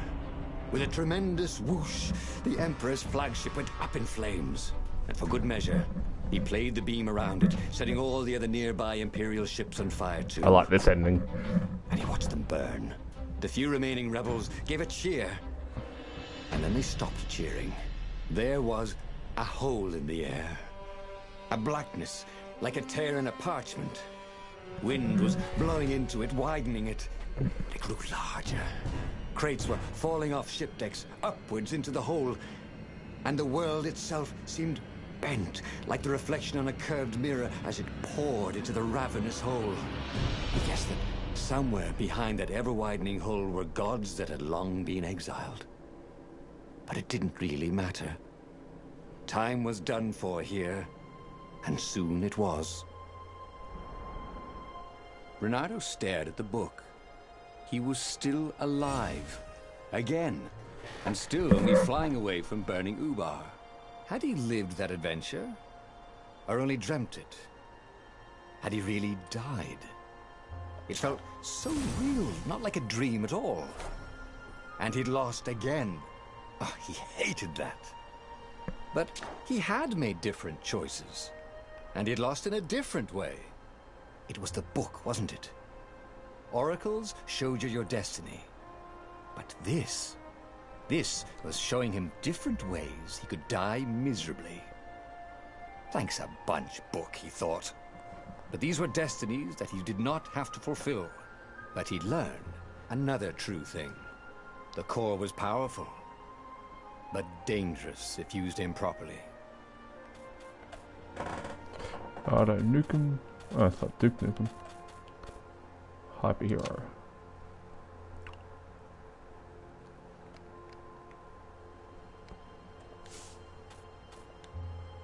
But that meant there must be a destiny where he survived and won, right?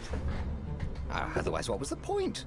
And with that, the book's pages fluttered back once more to the beginning, and the clouds parted over the Isles of Boreas. It was time to choose. The rebellion was in trouble.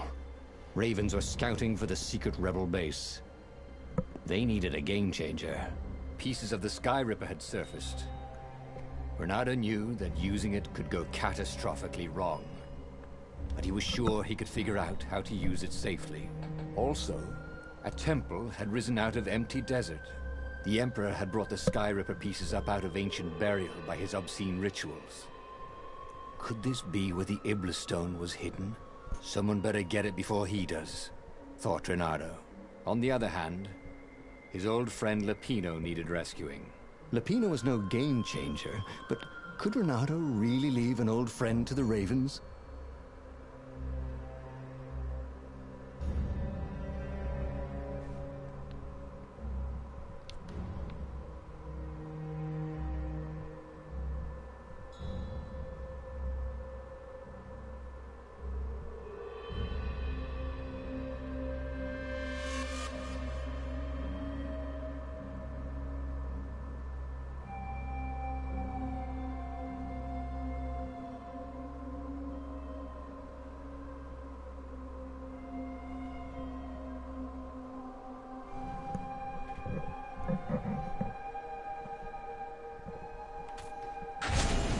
Every child knew about the Sky Ripper.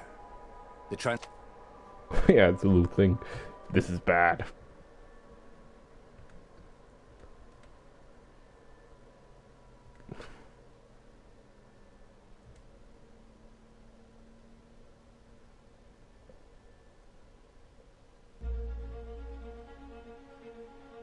As he set foot on the island, Renardo could not help but feel a tinge of guilt. He'd left Lapino behind. He hoped the Mad Rabbit had somehow escaped the Ravens. He hoped they hadn't eaten him. If they had, he hoped they hadn't eaten him alive. Why had he chosen the Sky Ripper? Renardo never made plans that required constant vigilance. He was a hero. He didn't think too much. He just went with his gut and hoped it all worked out. The Sky Ripper was a long shot. He'd have to devote himself to it. No side journeys, no rescuing old friends. That was against his nature. Could he stick with it?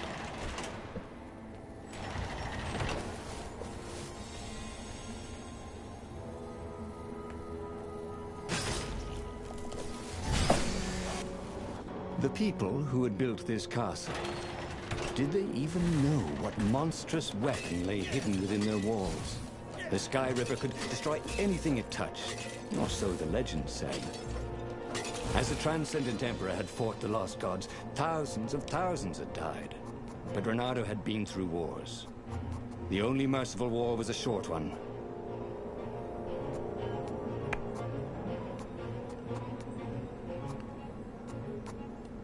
Nice. That could be useful.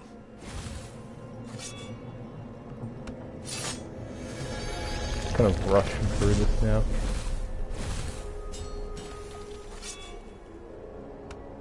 Oh, yeah, sure, let's see what different things take me.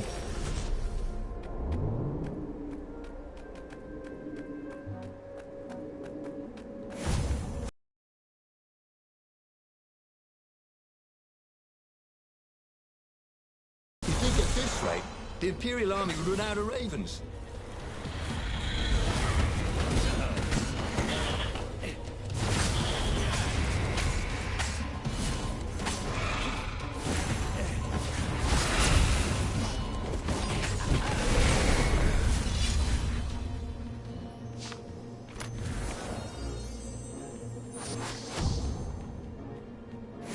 Ooh, another gem.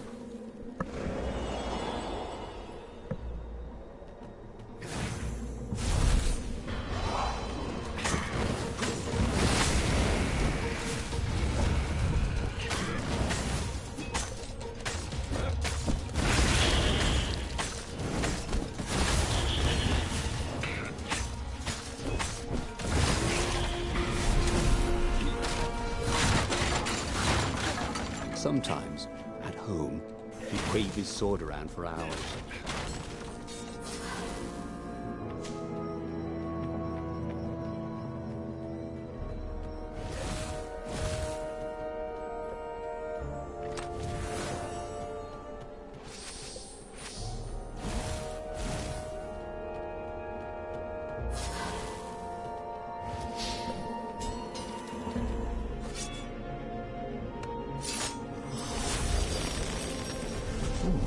What's there?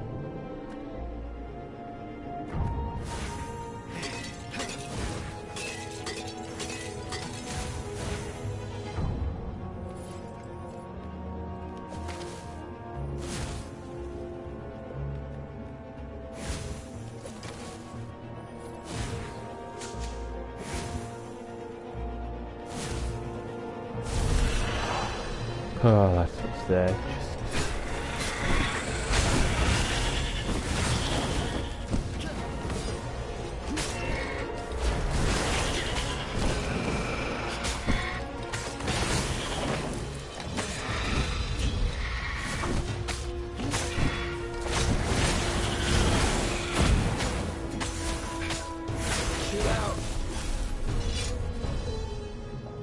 Chill out.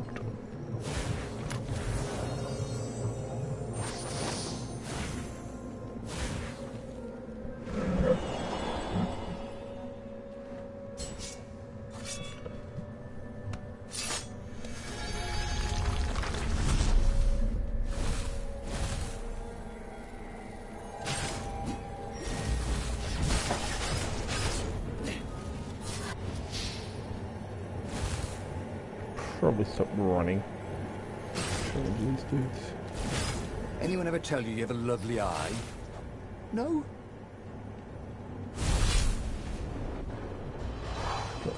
Soft.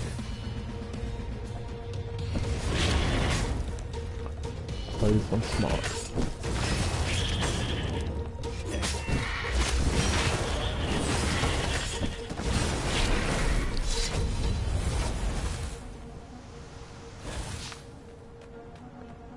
Smart like the fuck.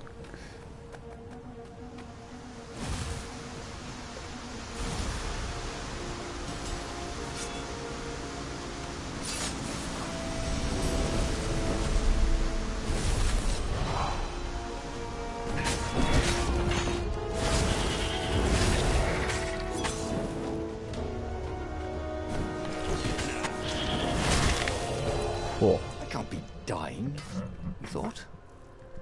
I'm the hero. And then he died.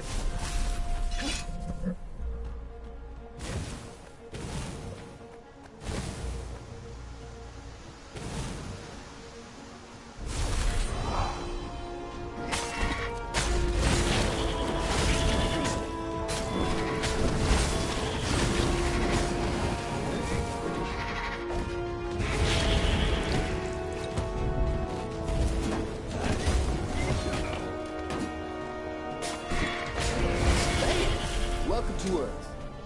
Renato told the corpses. It was something he'd seen in a play once.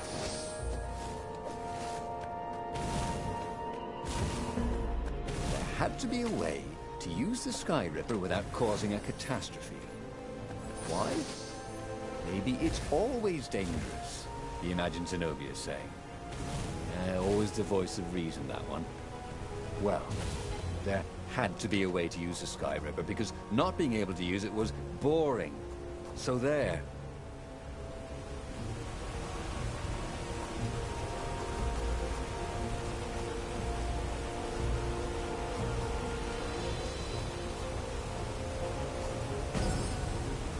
Right there.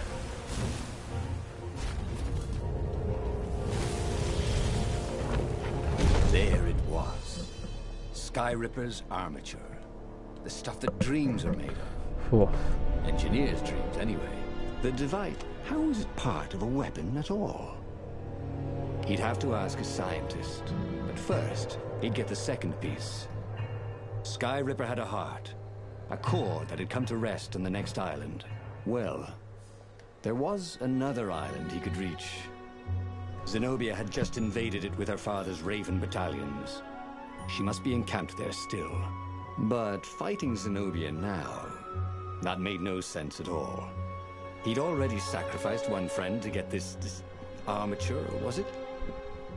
He didn't need to hurry to face her. She would find him. get this one again. It was a no-brainer. He'd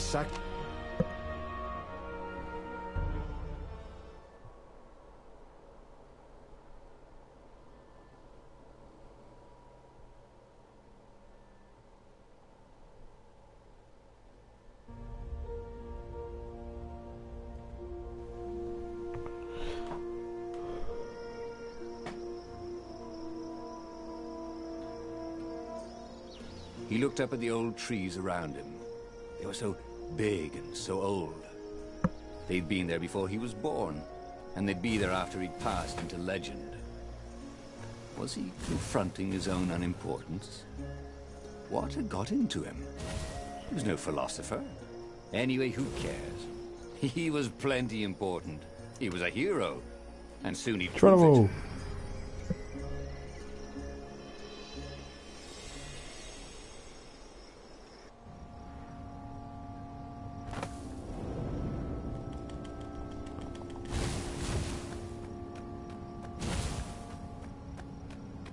There was something sour in the air. Like the earth had ruptured over something that had been fermenting for a very long time.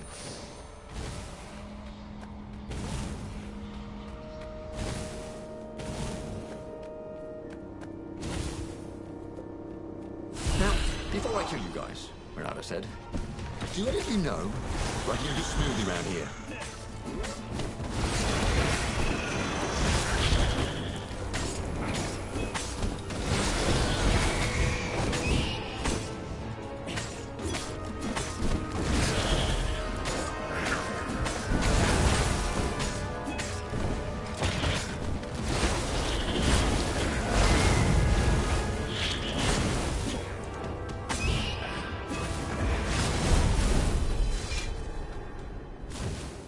There were fewer and fewer trees. There were only these huge crystalline growths. Had those been here before? He no longer heard birds except for the feverish cawing of the ravens when they attacked. He couldn't smell the small animals of the forest. The mice and rabbits. Where had they gone? And he was getting hungry too. This was an unhealthy place to be.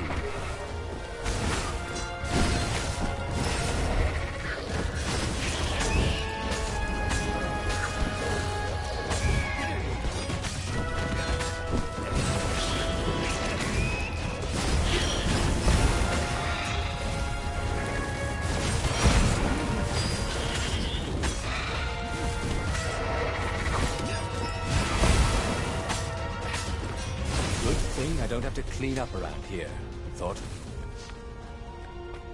I'm ripping these dudes to shreds. The 20-sided core made him feel physically sick.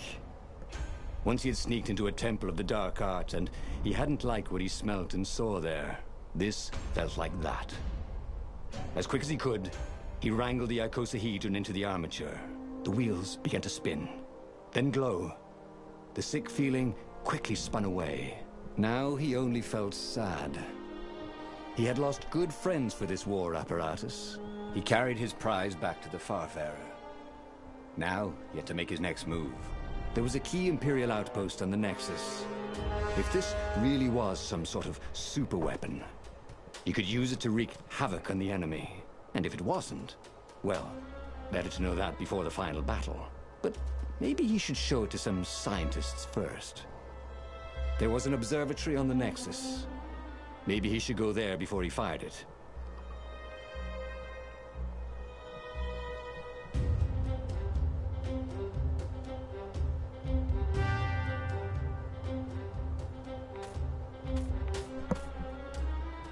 Let's get help from the scientists. Well, of course. If you've just assembled a weapon out of legend that can exile gods from the world, you'd want to have a scientist or two look at it. And even if they disagreed and he had time, he could ask Calaveras himself. Yes, the observatory would be his objective.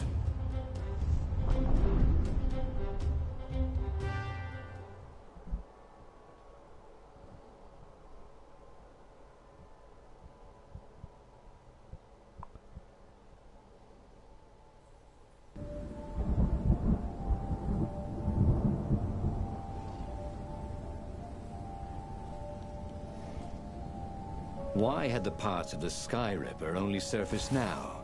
Thousands of years after the Transcendent Emperor had dismantled it. The mad Emperor Isengrim had performed terrible, bloodthirsty rituals to invoke the lost gods. Was that why these ancient artifacts were rising out of the ground?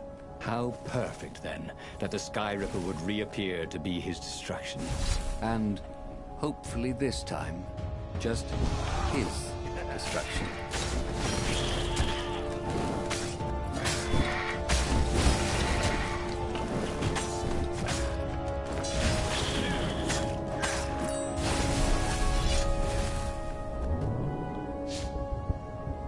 There was an inscription on the platform. Balaleka lessons, with an address. I wonder if I have these guys look at it, and then the other dude look at it, if it's ever to become the perfect super weapon.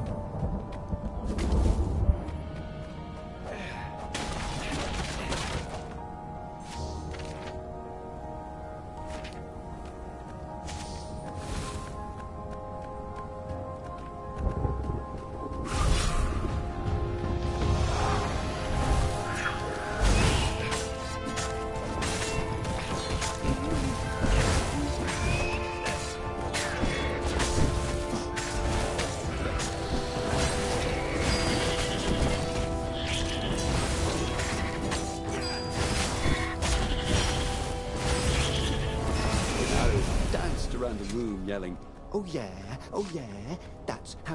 A legendary weapon was exactly what the rebellion needed. They were outnumbered. The once kind emperor had become a tyrant. But his ravens stayed loyal, for he fed them his victims, and the other animals were too frightened to rebel. Renato shuddered at what the emperor was trying to do. To bring back the lost gods, the Black Harvest, the Black Sun? No. He would stop that toad, no matter what the risk.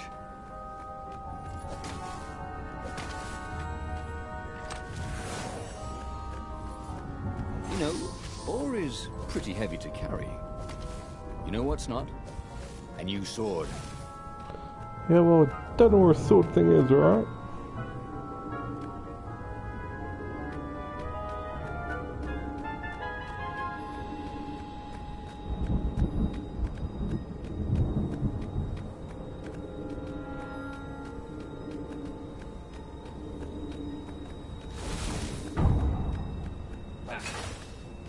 Renato hoped his mother wasn't watching. The Nexus Observatory had the Empire's most renowned scientists, working by themselves without interference. At least, so far.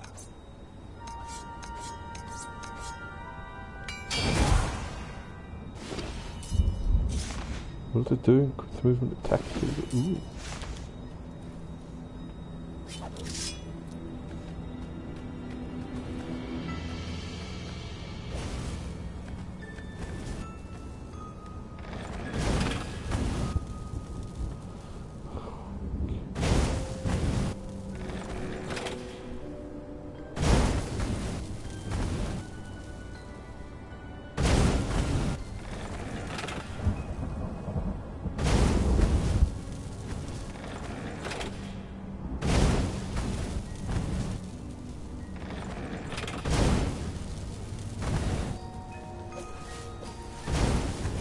tried.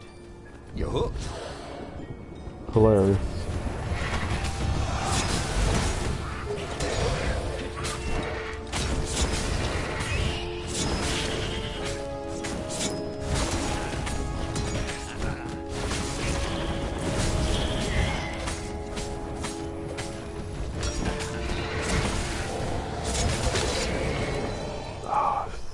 Stupid.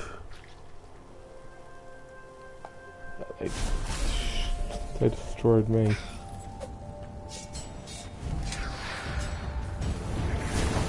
Brilliant. Lovely. Hold that pose.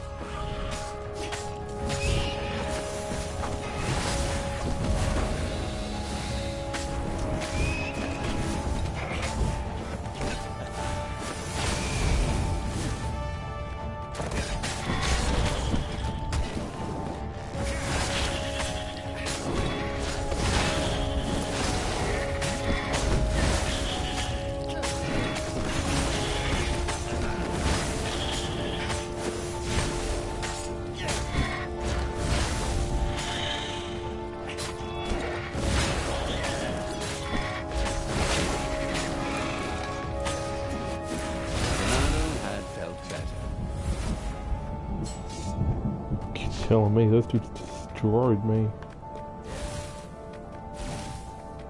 Where am I going?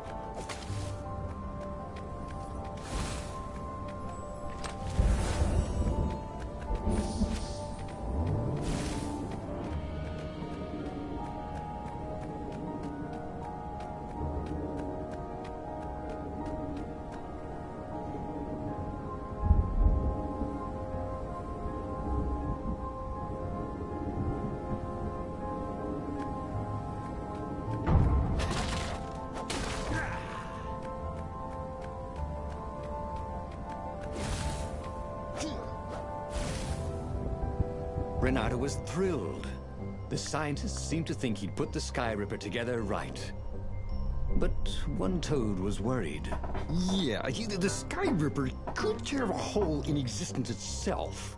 There are invisible strings that tie the universe together. If the Sky Ripper cut one, the hole would widen and widen until our whole existence fell into it. Another Toad sighed. Irving still believes in string theory. At least go see Calaveras. Yeah, said the worried Toad. He knows more than anyone else has forgotten about the Transcendent Emperor. If anyone could tell him how to use this weapon safely, it would be Calaveras.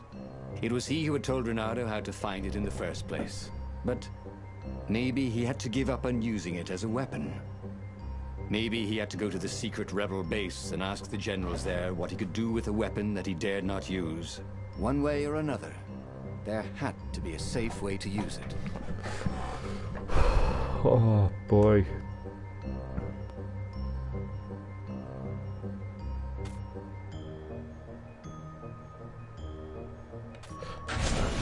Well, he should have known he'd have to consult Calaveras again.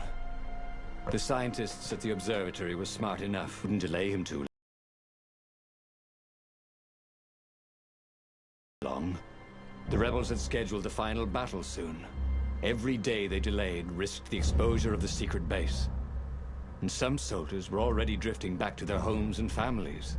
Calaveras would fix the Sky Ripper for him, and then he would win the final battle.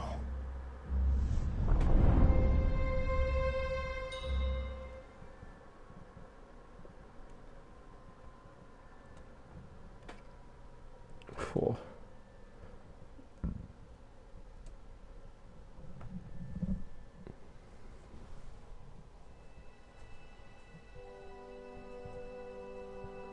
Maybe it was the cold. But after a few steps, Renato's optimism started to slump. What if Calaveras couldn't help? Did Renato dare use the Sky Ripper? Oh, he hated that he had chosen this path. It was so much simpler to rescue friends and attack enemies, even if some of those friends were more trouble than his enemies. Some of those enemies had been friends before and might be lovers after. No, okay, it wasn't all that much simpler, no. Physics made his brain hurt. That, at least he was sure of. It'll still make my brain hurt. He was practically sure he'd find something useful in one of these things.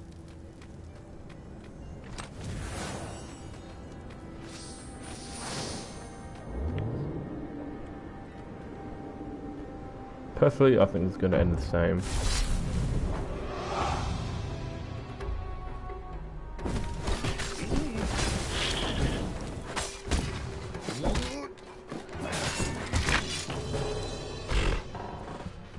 Suck.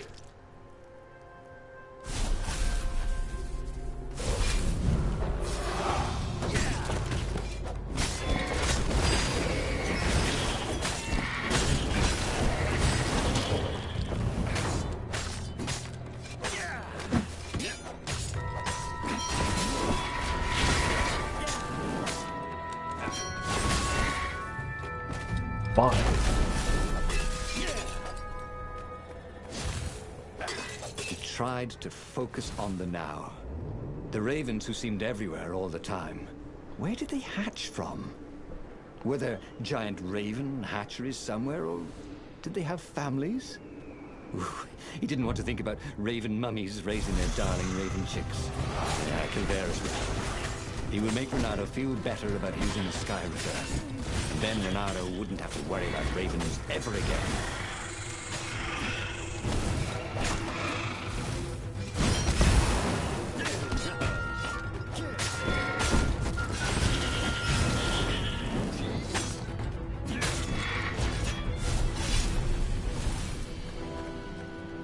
What was really fun was hooking yourself onto a moving ship.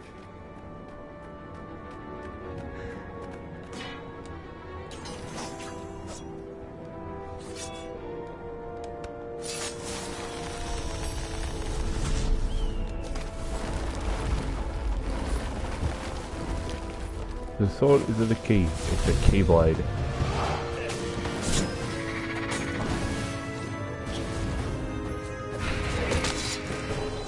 Time to die, he thought. And it was.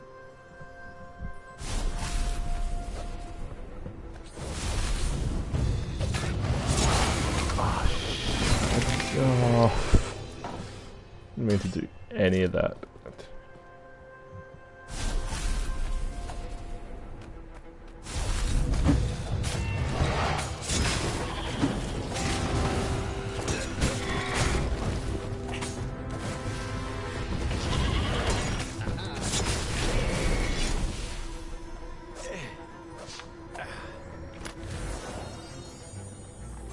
This stone was incredibly valuable. Renato could sense it. Also, it still had its price tag. Oh.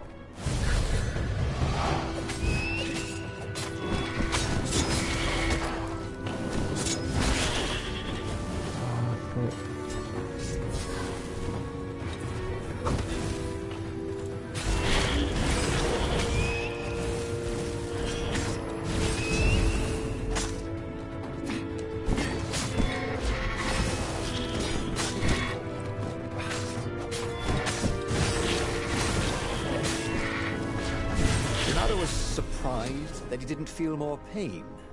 Just a bit dizzy. Whew.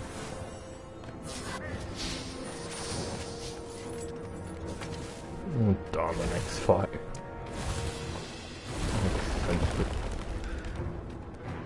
Do you have any health? Hello?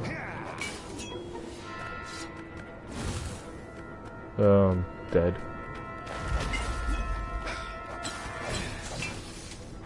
Hopper, what are you doing here? Better.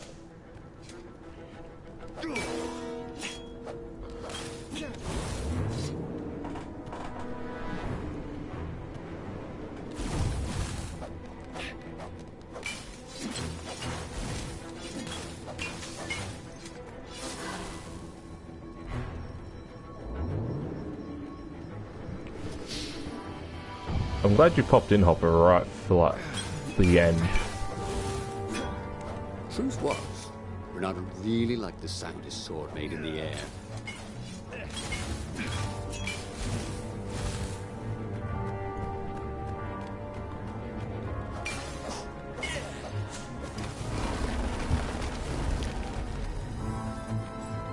For 2 hours 13 minutes. Originally I thought it was rather unique.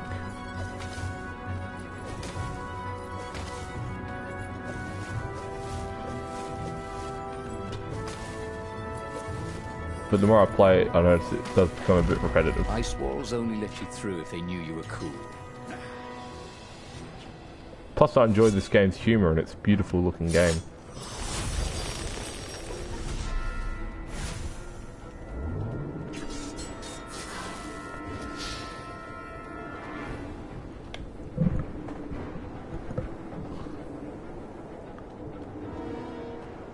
This gameplay, you know, isn't great, but it's the, in my opinion, Hopper, it's the only good monthly game. See? With enough leverage, you could go anywhere.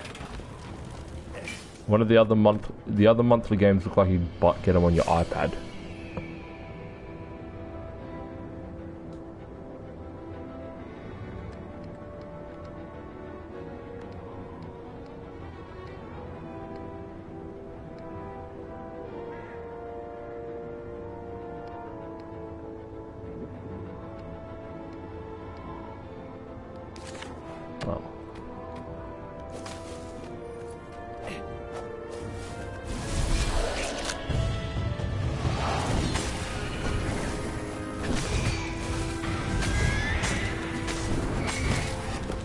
Run! Ow. Where Renato went next, we cannot follow. Yet. That's alright, Hopper, you don't have to do the reading. I know you can't.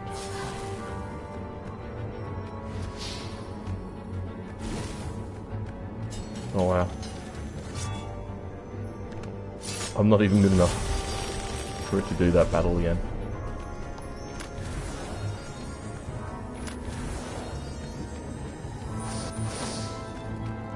Attack speed, physical resistance.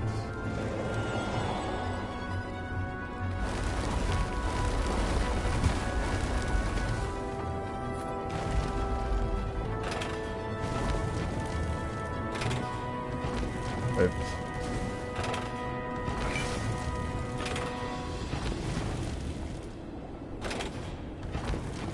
No, no. Renato had been focusing all his energies on the Sky Ripper. If Calaveras could not fix it, he'd be out of options. He would have to assault the Imperial fleet empty-handed.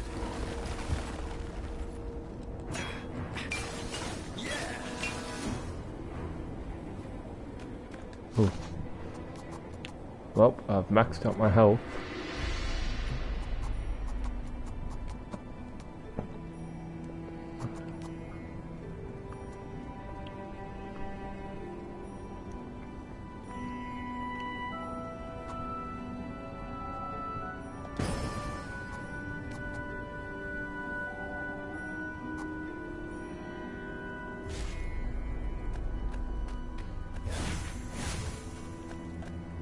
Oh, story. Calaveras had never let him down.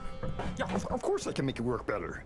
But when Renato explained about the strings, Calaveras grew thoughtful. Oh, strings, you say? Well, the Arcana do speak of the ties that bind the world. He drew many intricate symbols in the dirt. Yeah, so, according to my calculations, each time you fire, I'm afraid there's a 1 in 120 chance you'll destroy the universe. That's pretty good odds. That's like rolling, what, 21 dice and they all come up 6. What are the odds of that? 1 in 120. No! It's more like 2.716s in a row. Anyway, with those odds, it won't happen if I use it just once, Renato said. Although he wasn't sure that was entirely right. Yeah, no, that's not right. Each time you use it... Okay, look, just don't use it ever. All right, I guess. As he sailed towards the fleet, Renato could see the drop ships of the rebels coming out of the clouds. This was it. The big battle. They could not afford to lose this one. What if it didn't go well? What if he had to use the Sky Ripper? Could he risk the entire universe in the throw of a dice? A gay On the other frog. hand, what were the odds of rolling 21? Or was it 2.71? Sixes in a row. He had a feeling they were surprisingly good. That is, bad. Anyway, the odds were big. His brain was hurting again. I don't think it's a gay frog opera, I think it's just a narrator doing all the voices.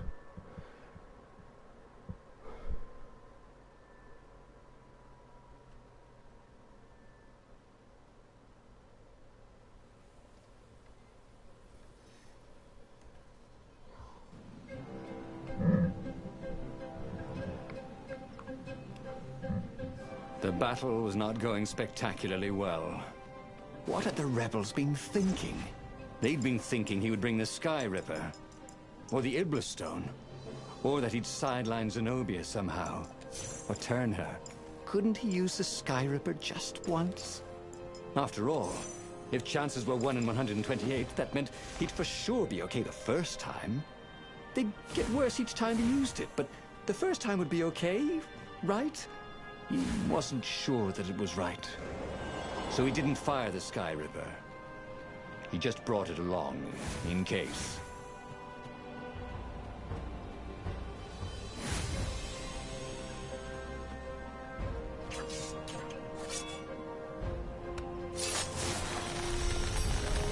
It was time for a little exploration.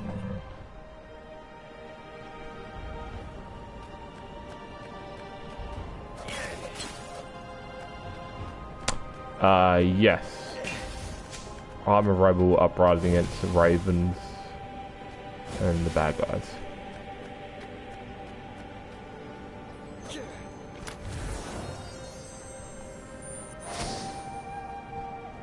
Oh, stop giving me some gems.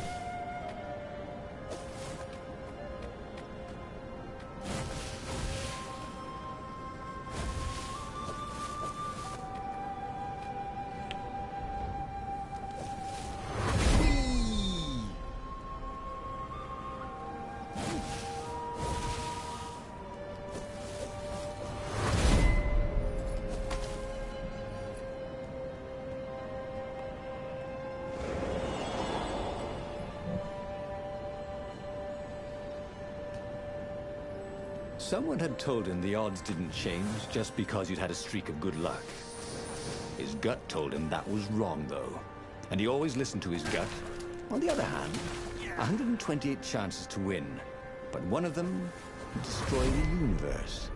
Ooh, that seemed a bit serious. Maybe he could defeat the Emperor without firing the Sky Ripper.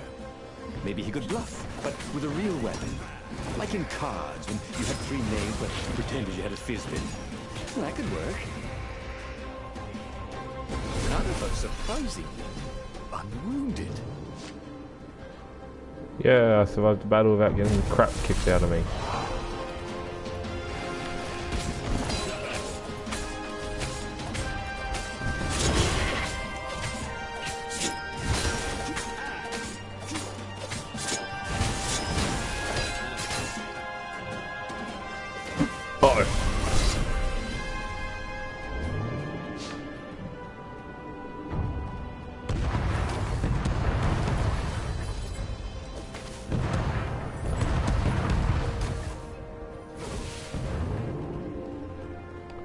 There's a ton of different endings to this game.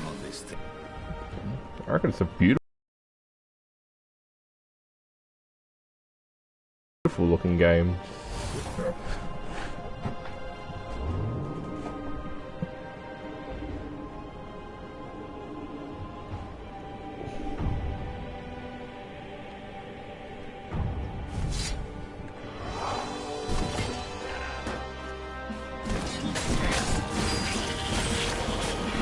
Ready, Hopper? I'm gonna throw this dude off. Oh, never mind.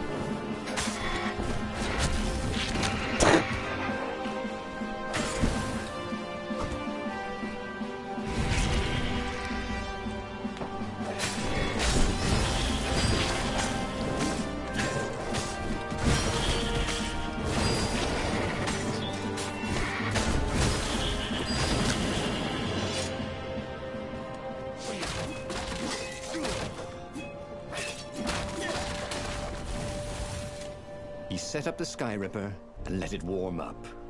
He would bluff if he had to. Zenobia came out, flanked by a very daunting platoon of ravens. You won't actually use that, she said in that annoying, I know everything because I'm a cat and you know nothing because you're just a fox voice she had. Or I know the odds. Good, because there's a real chance you could destroy the universe. No, not the first time I use it. The odds are too low. What? No? Yeah, sure. The first time, the odds are practically nothing. They only go up if I use it a bunch more times. No, but that's not how odds work.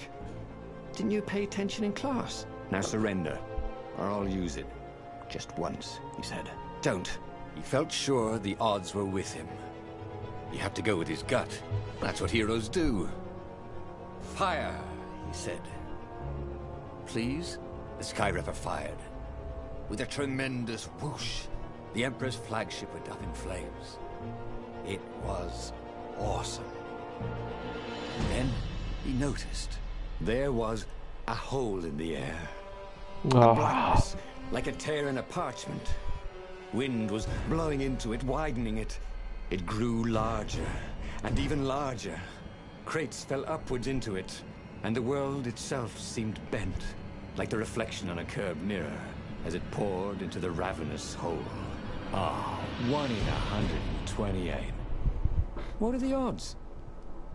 Thought Renardo, and then everything fell into the hole and was gone. And just like that, he was alive again, and back on the Farfarer, still fleeing burning Ubar. The book was still open before him. So, the book was a portal. It took you to the future, when your destinies would branch. He had failed and died 3 times, and he hadn't learned anything new this time. He'd done the same thing twice, yet expected a different outcome.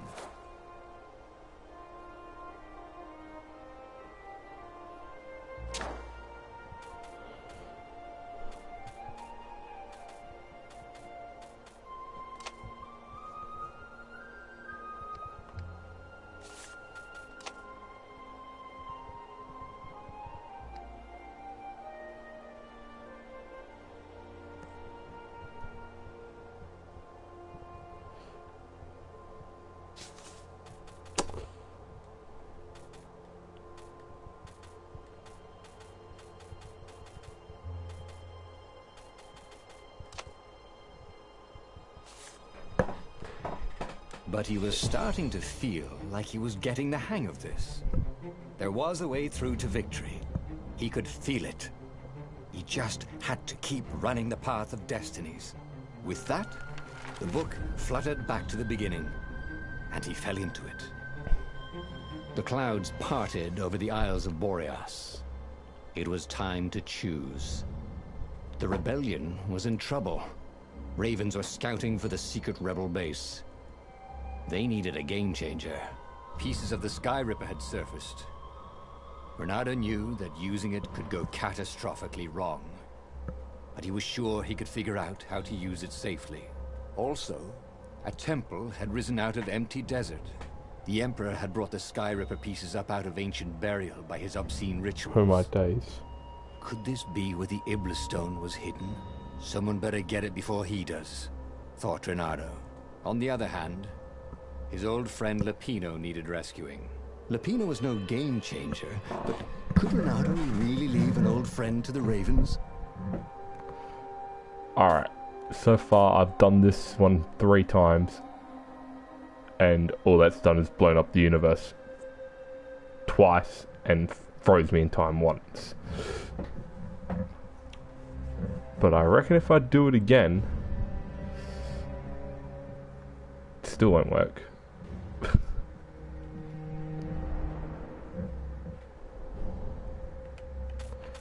Probably go Sky Ripper, Core, Scientist, Army, but I'll have to do that another time because I'm going to bed, Hopper. It was good talking to you right at the end. It's good to have someone to rift with, otherwise you just sit there talking to yourself like a dork.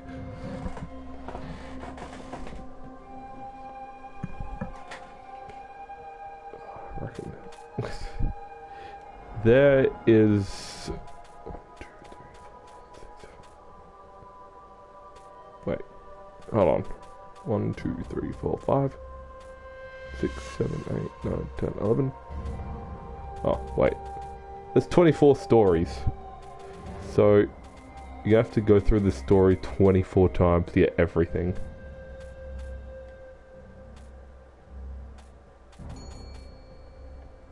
I've gone through the story 3 times. I'm telling you, it's not getting any easier.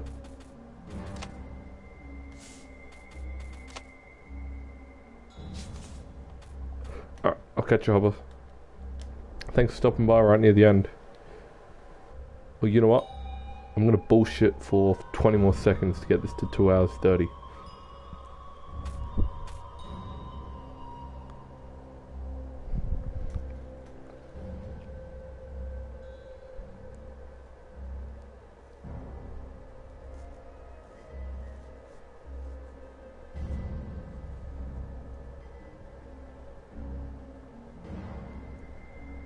Alright.